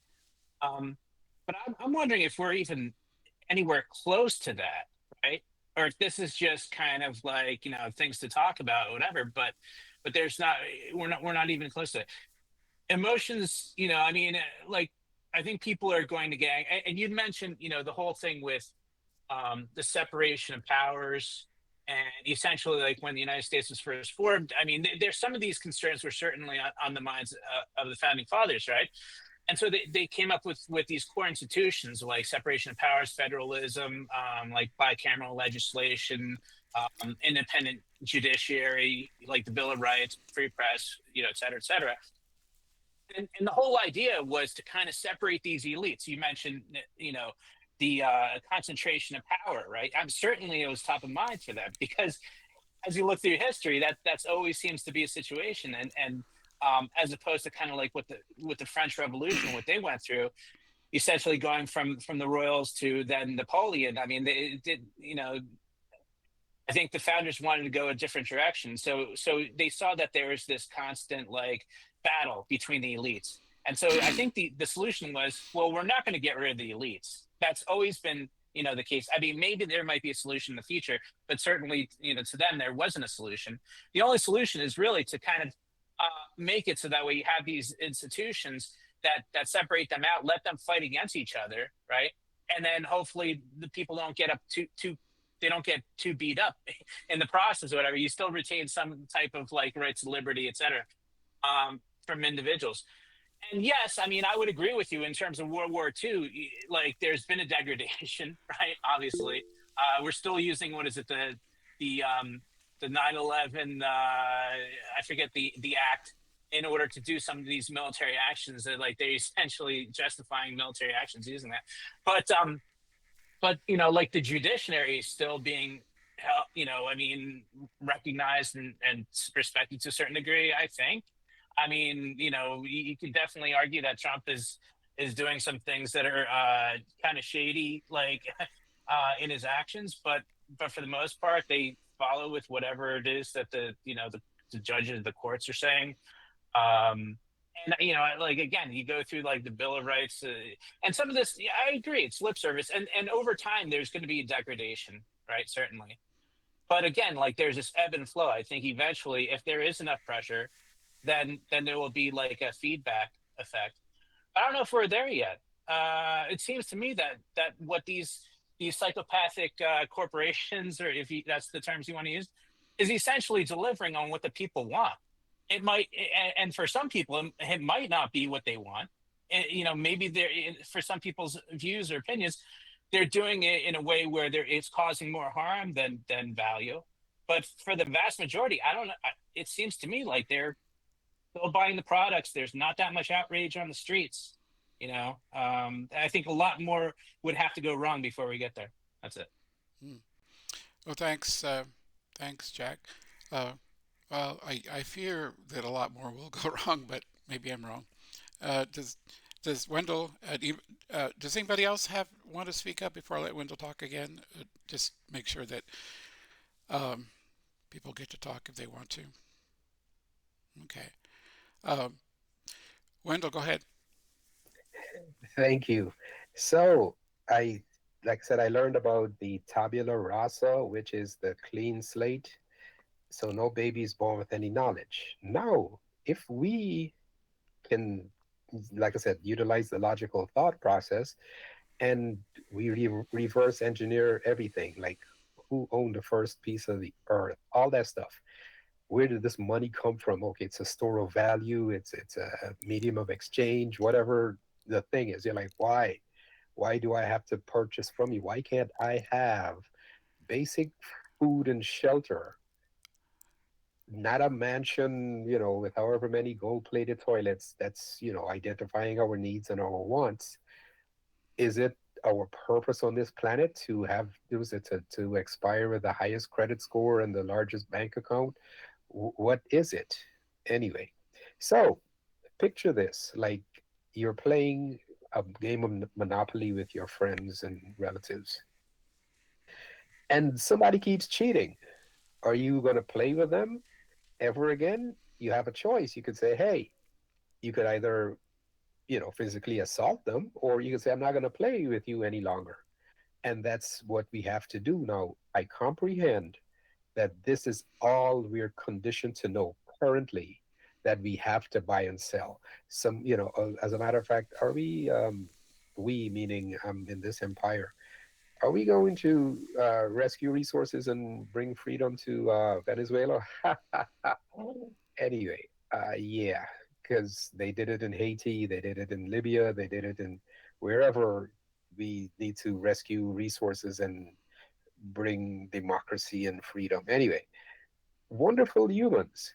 Once again, we need to start thinking logically and say, hey, you mean we're all one species on the planet, but we've been divided by all the subhuman labels, different ethnicities, different nationalities, different languages, different religions, different whatever. So we've done this for centuries. Could we stop or no? Is there logic in that? And how will we stop? Once again, people still want to say, yeah, I want, nobody, I'm going to pay, I want to pay my mortgage on my 3 bedroom, 2 car garage, things, for, what was it? Their nest egg, the generational wealth, whatever it is. But everybody's going to have a basic place to live, basic square footage, food, because we'll all be, working in that, producing food. And we'll have, as a matter of fact, we do, because I put up in the chat a thing about Thomas Sankara. Between 84 and I think 87, he empowered his people in Burkina Faso, and they became what they called food sufficient after however long of me seeing those commercials, feed a child, the big belly child with the flies, that's starving in Africa. Within 4 short years, they were food sufficient because he said to his people, if you see a bare patch anywhere, come to the government, we'll give you seeds. And that's what they did, and they became food sufficient. But once again, you have the powers that be, the colonizers, they don't want to see that people can be free of them. And that's how the West was developed. It's all the colonizer resources going to thing, and so they could build the blood cathedrals and show people, oh, magnificent. And but then look at you poor people, you hapless, can't manage yourself. Yeah. Mm-hmm. Bad people? No. Once we start thinking logically, all of that will fall away. And we'll be like, oh, so you mean we do nothing? What do you mean you do nothing? You've got to build shelter. You've got to grow food. Whatever else is going to be a hobby. Yes, we can play canasta. We could do whatever. But we don't have to say, I need this money. Which other living creature is conditioned to believe in this money thing? Yes, I refuse with all my logic Mm-hmm. to believe that we cannot get back on the right path no matter how long we've been lost as a species. I refuse to do that. We're wonderful humans. Like we just have to communicate, let each other know, yes, as adults, we didn't know any better because that's what we were conditioned to believe that we have to do. Mm-hmm. Okay. But anyway, Thanks. thank you once again. You folks are wonderful. Thank you for Thanks, letting me Wendell. share my Okay. opinion. I hope I didn't hurt people's feelings too Okay. much. Okay. Thank you. Does anybody else have a comment or um, all right. Um, I could talk some more about some things we didn't get to and that I wrote about in a thing, but I don't know if I want to drag this out. But there is okay. Maybe I'll end with one final comment, and it's about something I mentioned earlier about what I think is the structural thing that stands in the way of things getting better, and that's the power concentration. What can be done about that? Given that it's already gotten pretty massive, both the private corporate bodies with their power concentration, uh, which usually means for-profit corporations, but it's not confined to them. And then you have governments who are behaving that way too. Uh, why does that happen, and how does it happen, and what, if anything, could be done about it? Um, the only short of violence, let's leave that off the table because historically that's what happens. But is there a more sensible, rational way to proceed that could help deal with these power concentrations, which I see is at the root of much of this, of what's wrong? Um, are there any ideas out there that, short of historically violent ones?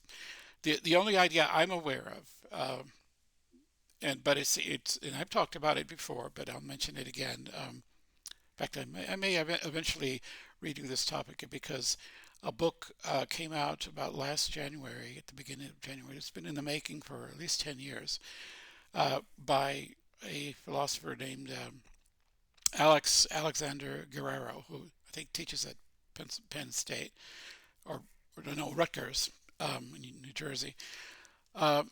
He's been pretty well known in the area of political philosophy. He's been aware of these problems we're talking about for decades, and other political philosophers are also, they're aware of this, and they have Guerrero, and they wrote a book called Autocracy. It's a way of having democracy without the current infrastructure we have, and the problem is, at least in the diagnosis, at least people who've been spending decades studying what's wrong with the current political system that permits these power concentrations to exist and to remain immune from correction and control and regulation, is to, and it's the system is self-perpetuating because the way things are now, you can't get people into office to change things unless you're beholden to the people with the power. And so you're not going to get reformers because they can't get elected. Why not? Because they need a lot of money to get elected. Where are they going to get the money? They're going to get it from the people with the money. Who are those people? The people who are perfectly happy with the system just the way it is. So it's not going to change. Not uh, um, and in fact, if anything, it's getting more concentrated than ever before. And this applies across political parties. By the way, we're seeing, uh, you know, one side of it right now, but everybody knows about that. So what could be done about this? Well, practically, how you would get to this alternative way of doing of democracy from where we are now, that is the billion-dollar question. But there is at least an idea out there that's being kicked about, and it's not fair. You don't hear about it unless you pay attention to what's been happening in political philosophy for the past decade or so.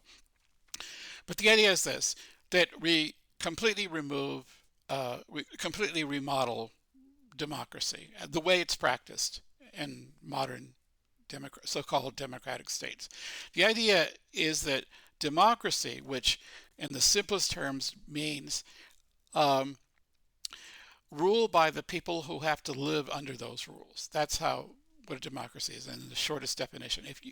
If you have to live under the laws, then you should have a real say in the making of those laws of that government. Not a ritualistic say, which is what we have now. Yes, by the way, yeah, autocracy is the same as sortition, by the way, Jeff. Um, the um, the idea is this, that We basically get rid of elections. We get rid of politicians altogether. So how can you have democracy on a scale of a large nation of millions of people without elections, without representatives? Because see, to representatives are beholden to people who aren't the voters, but the people who facilitate their ability to run for office.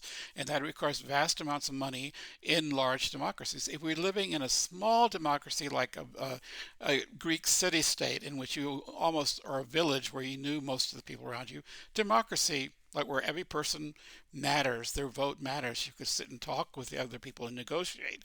That democracy works that in those environments, but it degrades and at the scale of millions of people, long before you get to millions, but it it eventually degrades because it requires vast resources for people in government to get there in positions of power. So is there another way to do democracy on a large scale without without the current electoral representative system we have? And those are the key words. You need representation because direct democracies where everybody votes on everything, that becomes impractical at the scale of millions of people. So that's why that might work at a small scale. Like the Supreme Court is a perfect example of a direct democracy where it's just, or a group the size of this club right now, this meeting, there are whatever, 9 or 10 of us here. If we were running a government on a desert island, we could do direct democracy. We would just vote on everything. And whatever most of us wanted, that's what we did. That would be the law. But it's practically impossible to do that at the scale of millions of people. This has been recognized by political scientists for a long time. So what do? We have representatives who are supposed to speak for large groups of us. Those people need money to convince other people to vote for them. Where they get the money, we already talked about that. So is there any other way to get representation of millions of people, and a real representation, at the same time that and you still have at least the possibility for each individual of the community to have a voice, a real voice in the making of the laws that they have to live under? And one idea is, so it's called autocracy. It's the idea that we have it's something similar but not exactly the same as what we have for jury duty. We supposedly randomly select people from the community to serve on the juries to decide very important things, sometimes life and death things, like whether a criminal is committed a serious crime or not. And these juries are convene, they come together, and they look at all the evidence, they're presented with the evidence, they come to a decision, and their decision becomes the law. Could we run an entire government that way? Alexander Guerrero's book, which you can find on Amazon if you want. It's published by Oxford University Press. It's called Autocracy, another way to do democracy, spells out how this might work. And it's been in the making for more than a decade. The idea is that we abolish, literally get rid of Congress and the executive, the president too. By the way, we might want to still keep the judiciary in some form, but it would be different. How do you do this? Well, the goals are to get representation for people without elections. How do you do that? You you create, he suggests, something like 30 or 40, the exact numbers don't matter, different legislatures that are focused on specific areas of public policy, like one on healthcare, one on education, one on foreign policy, the economy, and so forth. These legislatures would be composed of say 300 people at any one time. These 300 people will be randomly selected from the population of the nation, of the country. You'd get an offer in the mail, just like you sometimes get a call for jury duty. You'd be offered an opportunity to serve on one of these legislatures. Now I have some of you probably have this too, but I had a pretty unpleasant experience once being on a jury. I really thought it was a sham. It ended up being like what I said. It was a tort case where a traffic accident situation where a woman was rear-ended, and then the car that rear-ended her was rear-ended by another car. She was trying to sue for her like $30,000 or $40,000 in medical expenses. that she had, which the insurance companies of these other cars did not want to pay. They said she was making up her injuries. And they hired, I was there on the jury, and they had two top-notch expert lawyers for the insurance company, and she could only afford a first-year student straight out of law school, a woman who admitted this was her first trial, and she had no chance. She lost against these basically moneyed corporate interests. She didn't win. I there were I was there were two of us who voted in her favor. I was one. Everybody else voted in favor of the insurance companies. And I was in the jury room and I saw what they were talking about, and I know why. Most of the members of the jury were, this is relevant to autocracy in a moment. It's because most of the people there didn't want to be there.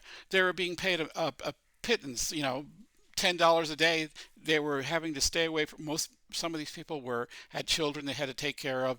They were missing work. Some people were lucky in their job would pay them even though they weren't at work. Some people had self-employed people, for example, were just losing money. They wanted to get out of the jury room as fast as possible. And so basically they have these two very slick lawyers basically tear down the plaintiff's lawyers, and anyway, she didn't have a chance. She lost. But so how would you would prevent that from happening on a legislator composed of randomly chosen people they'd have to serve for 3 years, by the way. For 3 years, the first year would be purely educational. The second 2 years, this group of 300 people would actually make the laws that apply to their particular area of expertise. So the first year they'd be trained to be informed about, say, healthcare or education, to know what the issues are. They don't have to become PhDs or experts, but they do need to spend serious time, literally a full-time job, informing themselves about this area that they're going to pass laws about. So how do you keep them from being how do you keep the money out of it? Part of the plan is that every member of this legislature, if you would have an opportunity to serve, you'd be offered perhaps anywhere from $500,000 to $1 million a year for your service. The reason for that is to make sure that you have no reason to say, well, I can't do this. I can't stay away from my job for a year. I have obligations. The idea is you would not be. It would be extremely. You'd have to also agree to have your finances monitored to make sure you weren't getting money from special interests who were paying you behind the scenes to legislate in a certain way. That's why you would be well compensated. Unlike juries, which people are understandably eager to be done with most of the time, unless you're lucky and you don't care about money. But most of us cannot dream of taking 3 years out of our lives to stop working. Well, the point here is that these people would have no financial incentive not to serve. Unless they just want to, it would be voluntary. You wouldn't have to, but most people would jump at the chance. And you want that because you don't want them to be beholden to any other moneyed interest in making their decisions about their policy. So that's how you would, and you might say, well, but random people off the street, they don't know anything about government, and that's correct. But you're trying to get representation of the population out there. Random people off the street is what America or any country is composed of. You're going to get all kinds of people randomly, men, women. Right now, I think still 80% of Congress is male. That it's not representative of the population of the United States. Under this system, you actually would get on the statistically likely to get 50-50 as far as sex ratios here. Also, you'd get a random sampling of rich and poor. Probably not the super rich because they wouldn't be tempted by $1 million when they already have plenty of money. But maybe you don't want those people to be in this legislature. But certainly you would get a very large cross section of society that would be recruited into these legislatures. And each one of them would make the law. They'd spend a year training to be informed. They would also be trained by the senior members who were there the second and third year, and part of their training was to go out and speak to citizen groups like town halls, and just speak to what the people in their communities think or feel about whatever issue is. And those are the people they would be there to serve themselves, because they're a randomly chosen person, they're representative of the community, and they'd also be able to talk to others and educate them about that particular area. And in the second and third year, they would actually make the laws that would apply, and those laws would be effective as soon as they're made. And yes, they could be changed because situations change over time. A future legislature, they would serve for 3 years. After their third year, they're out for good. They wouldn't get this kind of perpetual politician syndrome we have now, where people make careers out of politics. You couldn't make it a career. You would devote your time, 3 years of your life. You would be well compensated for it. You'd be well educated, and then you did your part. It's time for someone else. So you get this rotation. You get a chance. Everybody in society has, almost everybody.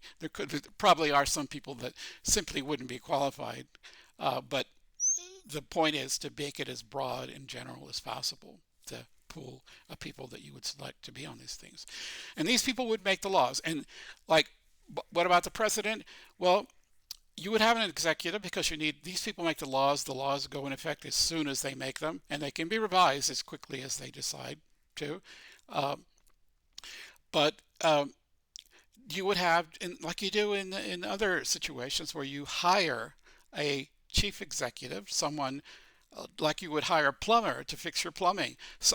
Supposedly a well-qualified, good plumber. Their job is to administer the laws created by these legislatures, and they can be fired on the spot if they stop doing it. They're not elected officials. They're hired for a specific purpose to do a good administrative job. At the end of that, they serve for as long as the legislatures want them, think they're doing a good job, and they would be fired if they stop or they find someone better. That would replace the executive. We wouldn't have an elected president. We'd have a selected one, but by people that genuinely represent the community, the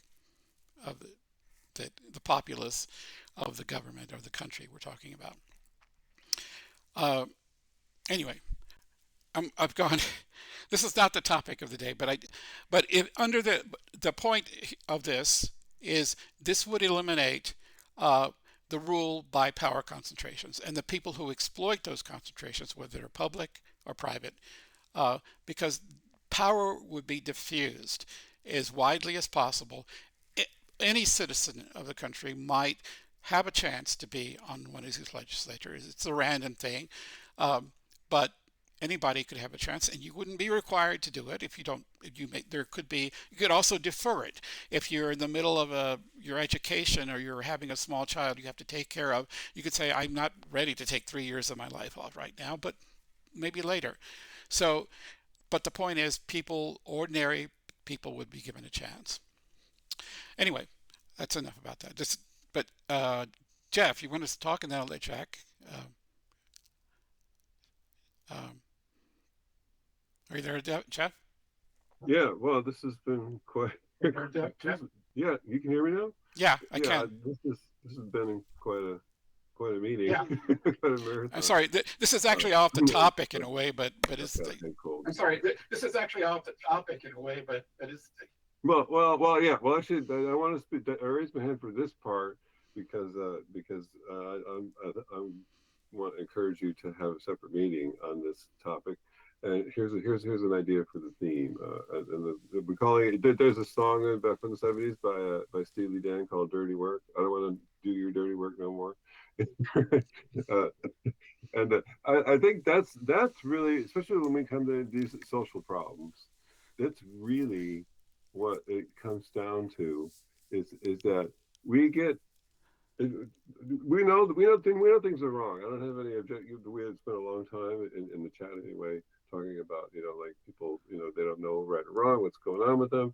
It's like, we know it's wrong. They know it's wrong, and that's why the psychopaths that we know about basically have, or the sociopaths, basically are tend to be smart because they have to know that to be able to survive, and then prosper.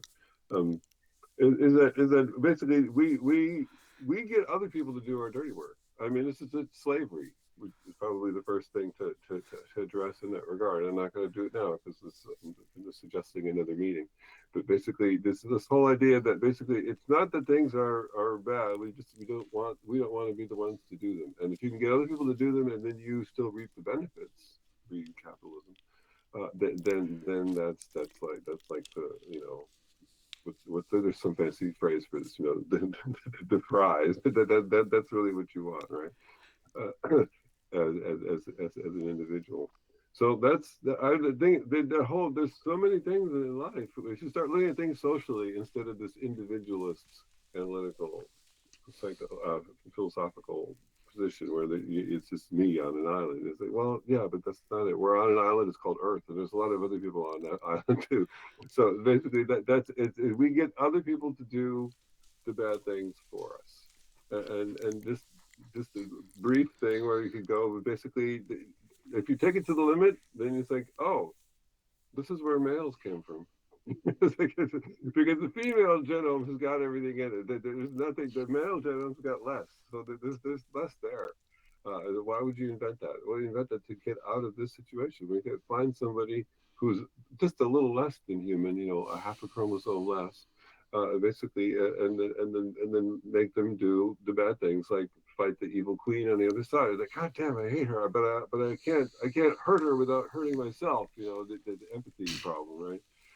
So then you get someone, you invent somebody, a robot. Then, well, no, today we would make the robots, and before we would just be, damaged human beings, but missing a half a chromosome, that basically would do our dirty work for us. We still want the dirty work to be done. That's the rational part, right? It's like that we want to advance ourselves, just to be good for me and my kids and so forth. And it may not be bad for other people either. You can sort of explain away the possible bad things, and if they're really gone, then I don't have to worry about them anymore.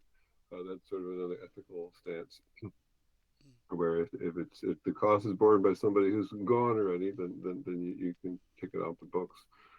So I don't know. This whole thing, and then okay. So sorry now. Okay, one last thing. But this is I raised my hand during the litocracy / sortition thing. So that's really well. I won't go too much into that. That would be worth the whole meeting itself as well.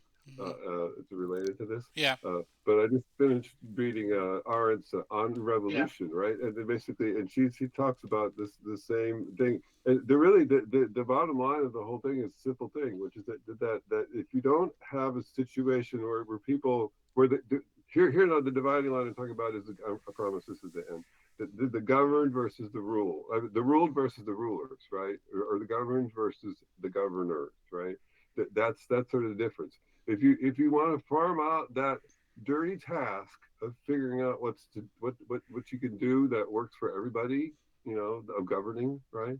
Then you've done the same thing. You basically you convinced people to become passive, right? And so her thing was that what was wrong with the U.S. Constitution was that we didn't have a place where people would exercise freedom, and the jury is definitely one of those things. But it was and back in pre-revolutionary America, people had councils all the time, and that's what they call them, councils, the council system.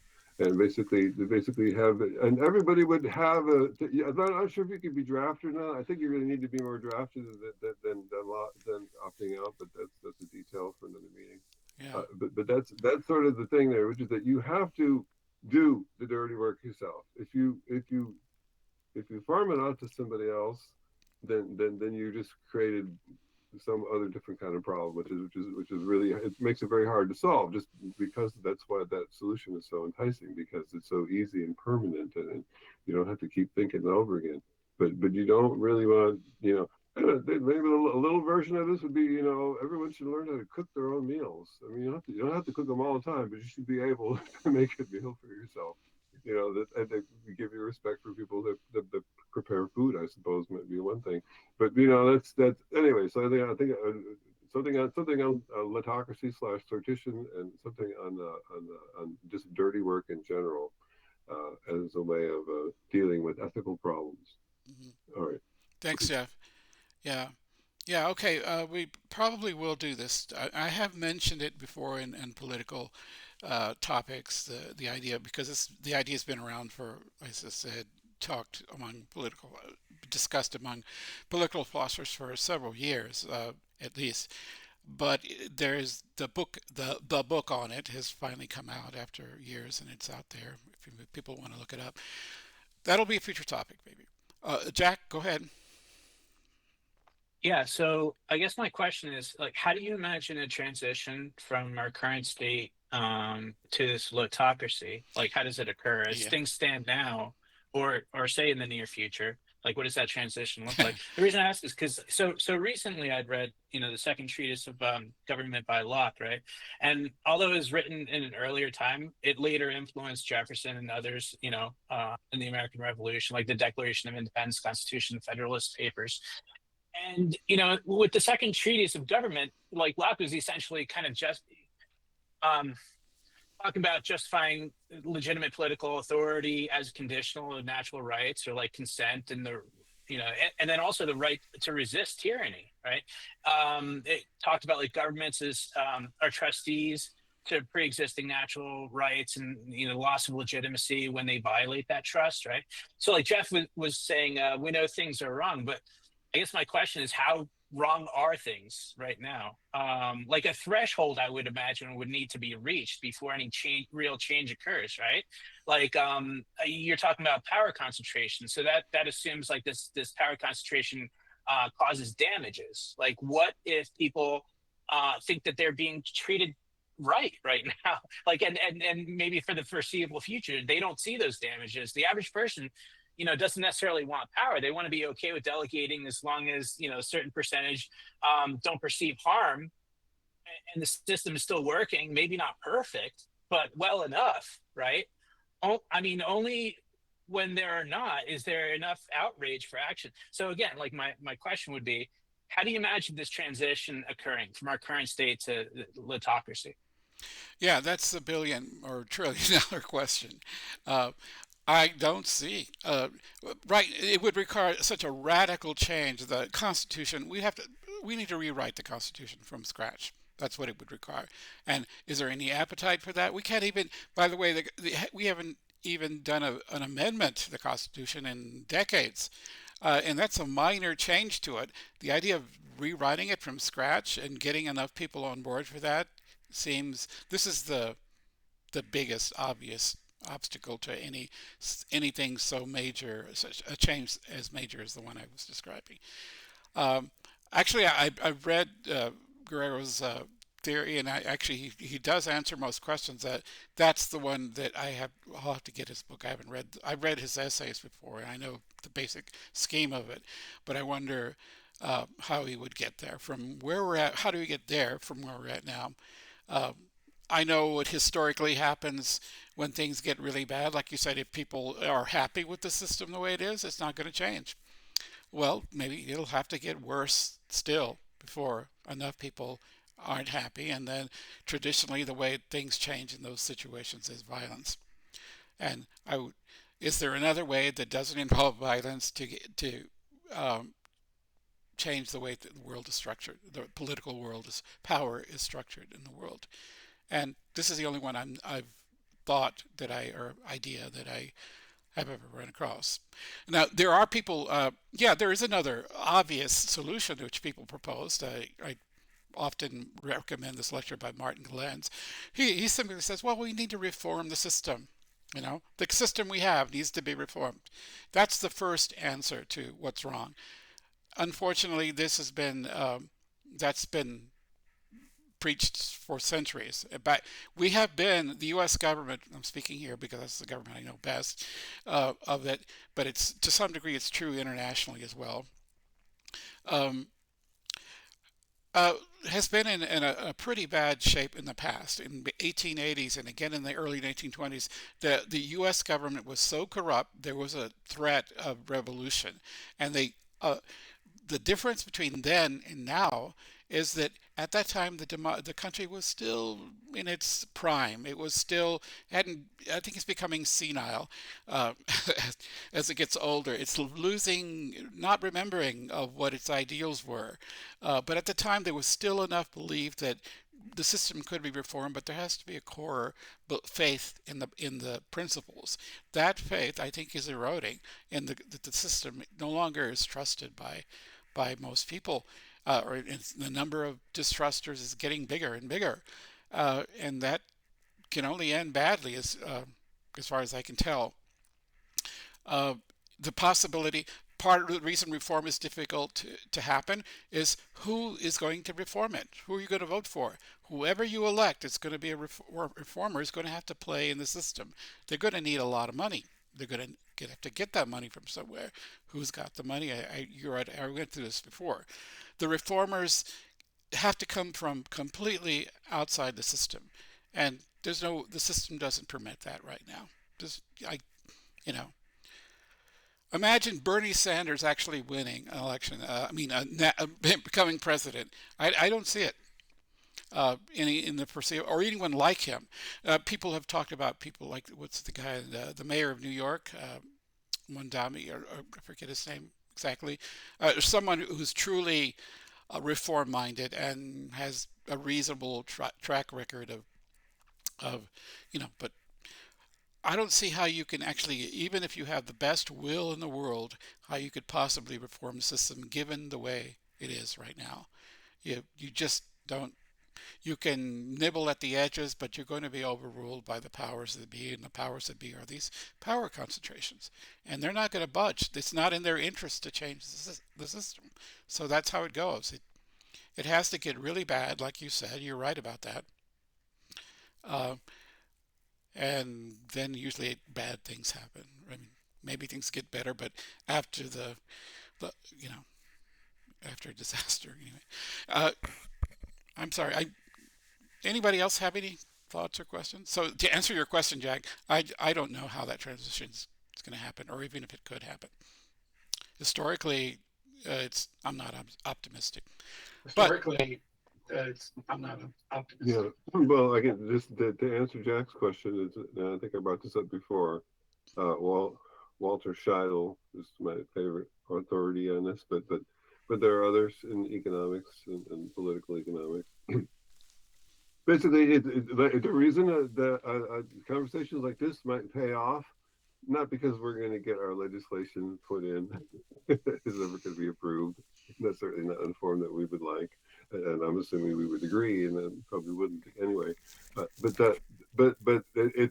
we prepare for a crisis. When there is a crisis, if everything goes to hell, then people are like, oh, we need something else, and then they turn to the people who were on the fringe before, because they've already been living in a crisis thing that they've now all been thrust into. But the vote won't happen until more than half of the population is in that crisis.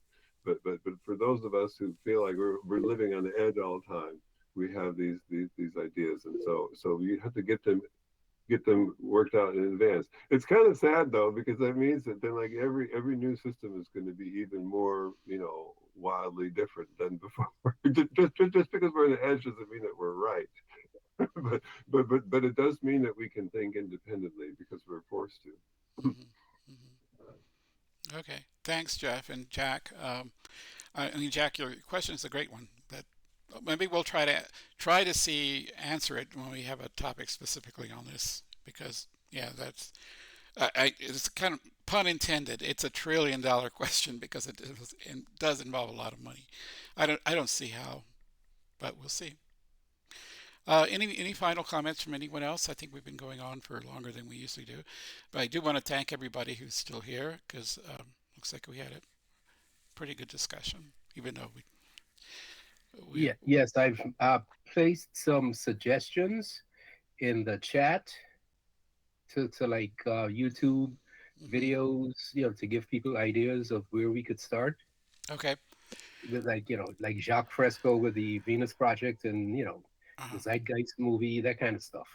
Okay. Thank you. Yeah. All right. Thanks, Wendell. Okay. I. Okay. Yeah. Um. All right. Thanks. Angie, do you want to talk? Do you want to say something?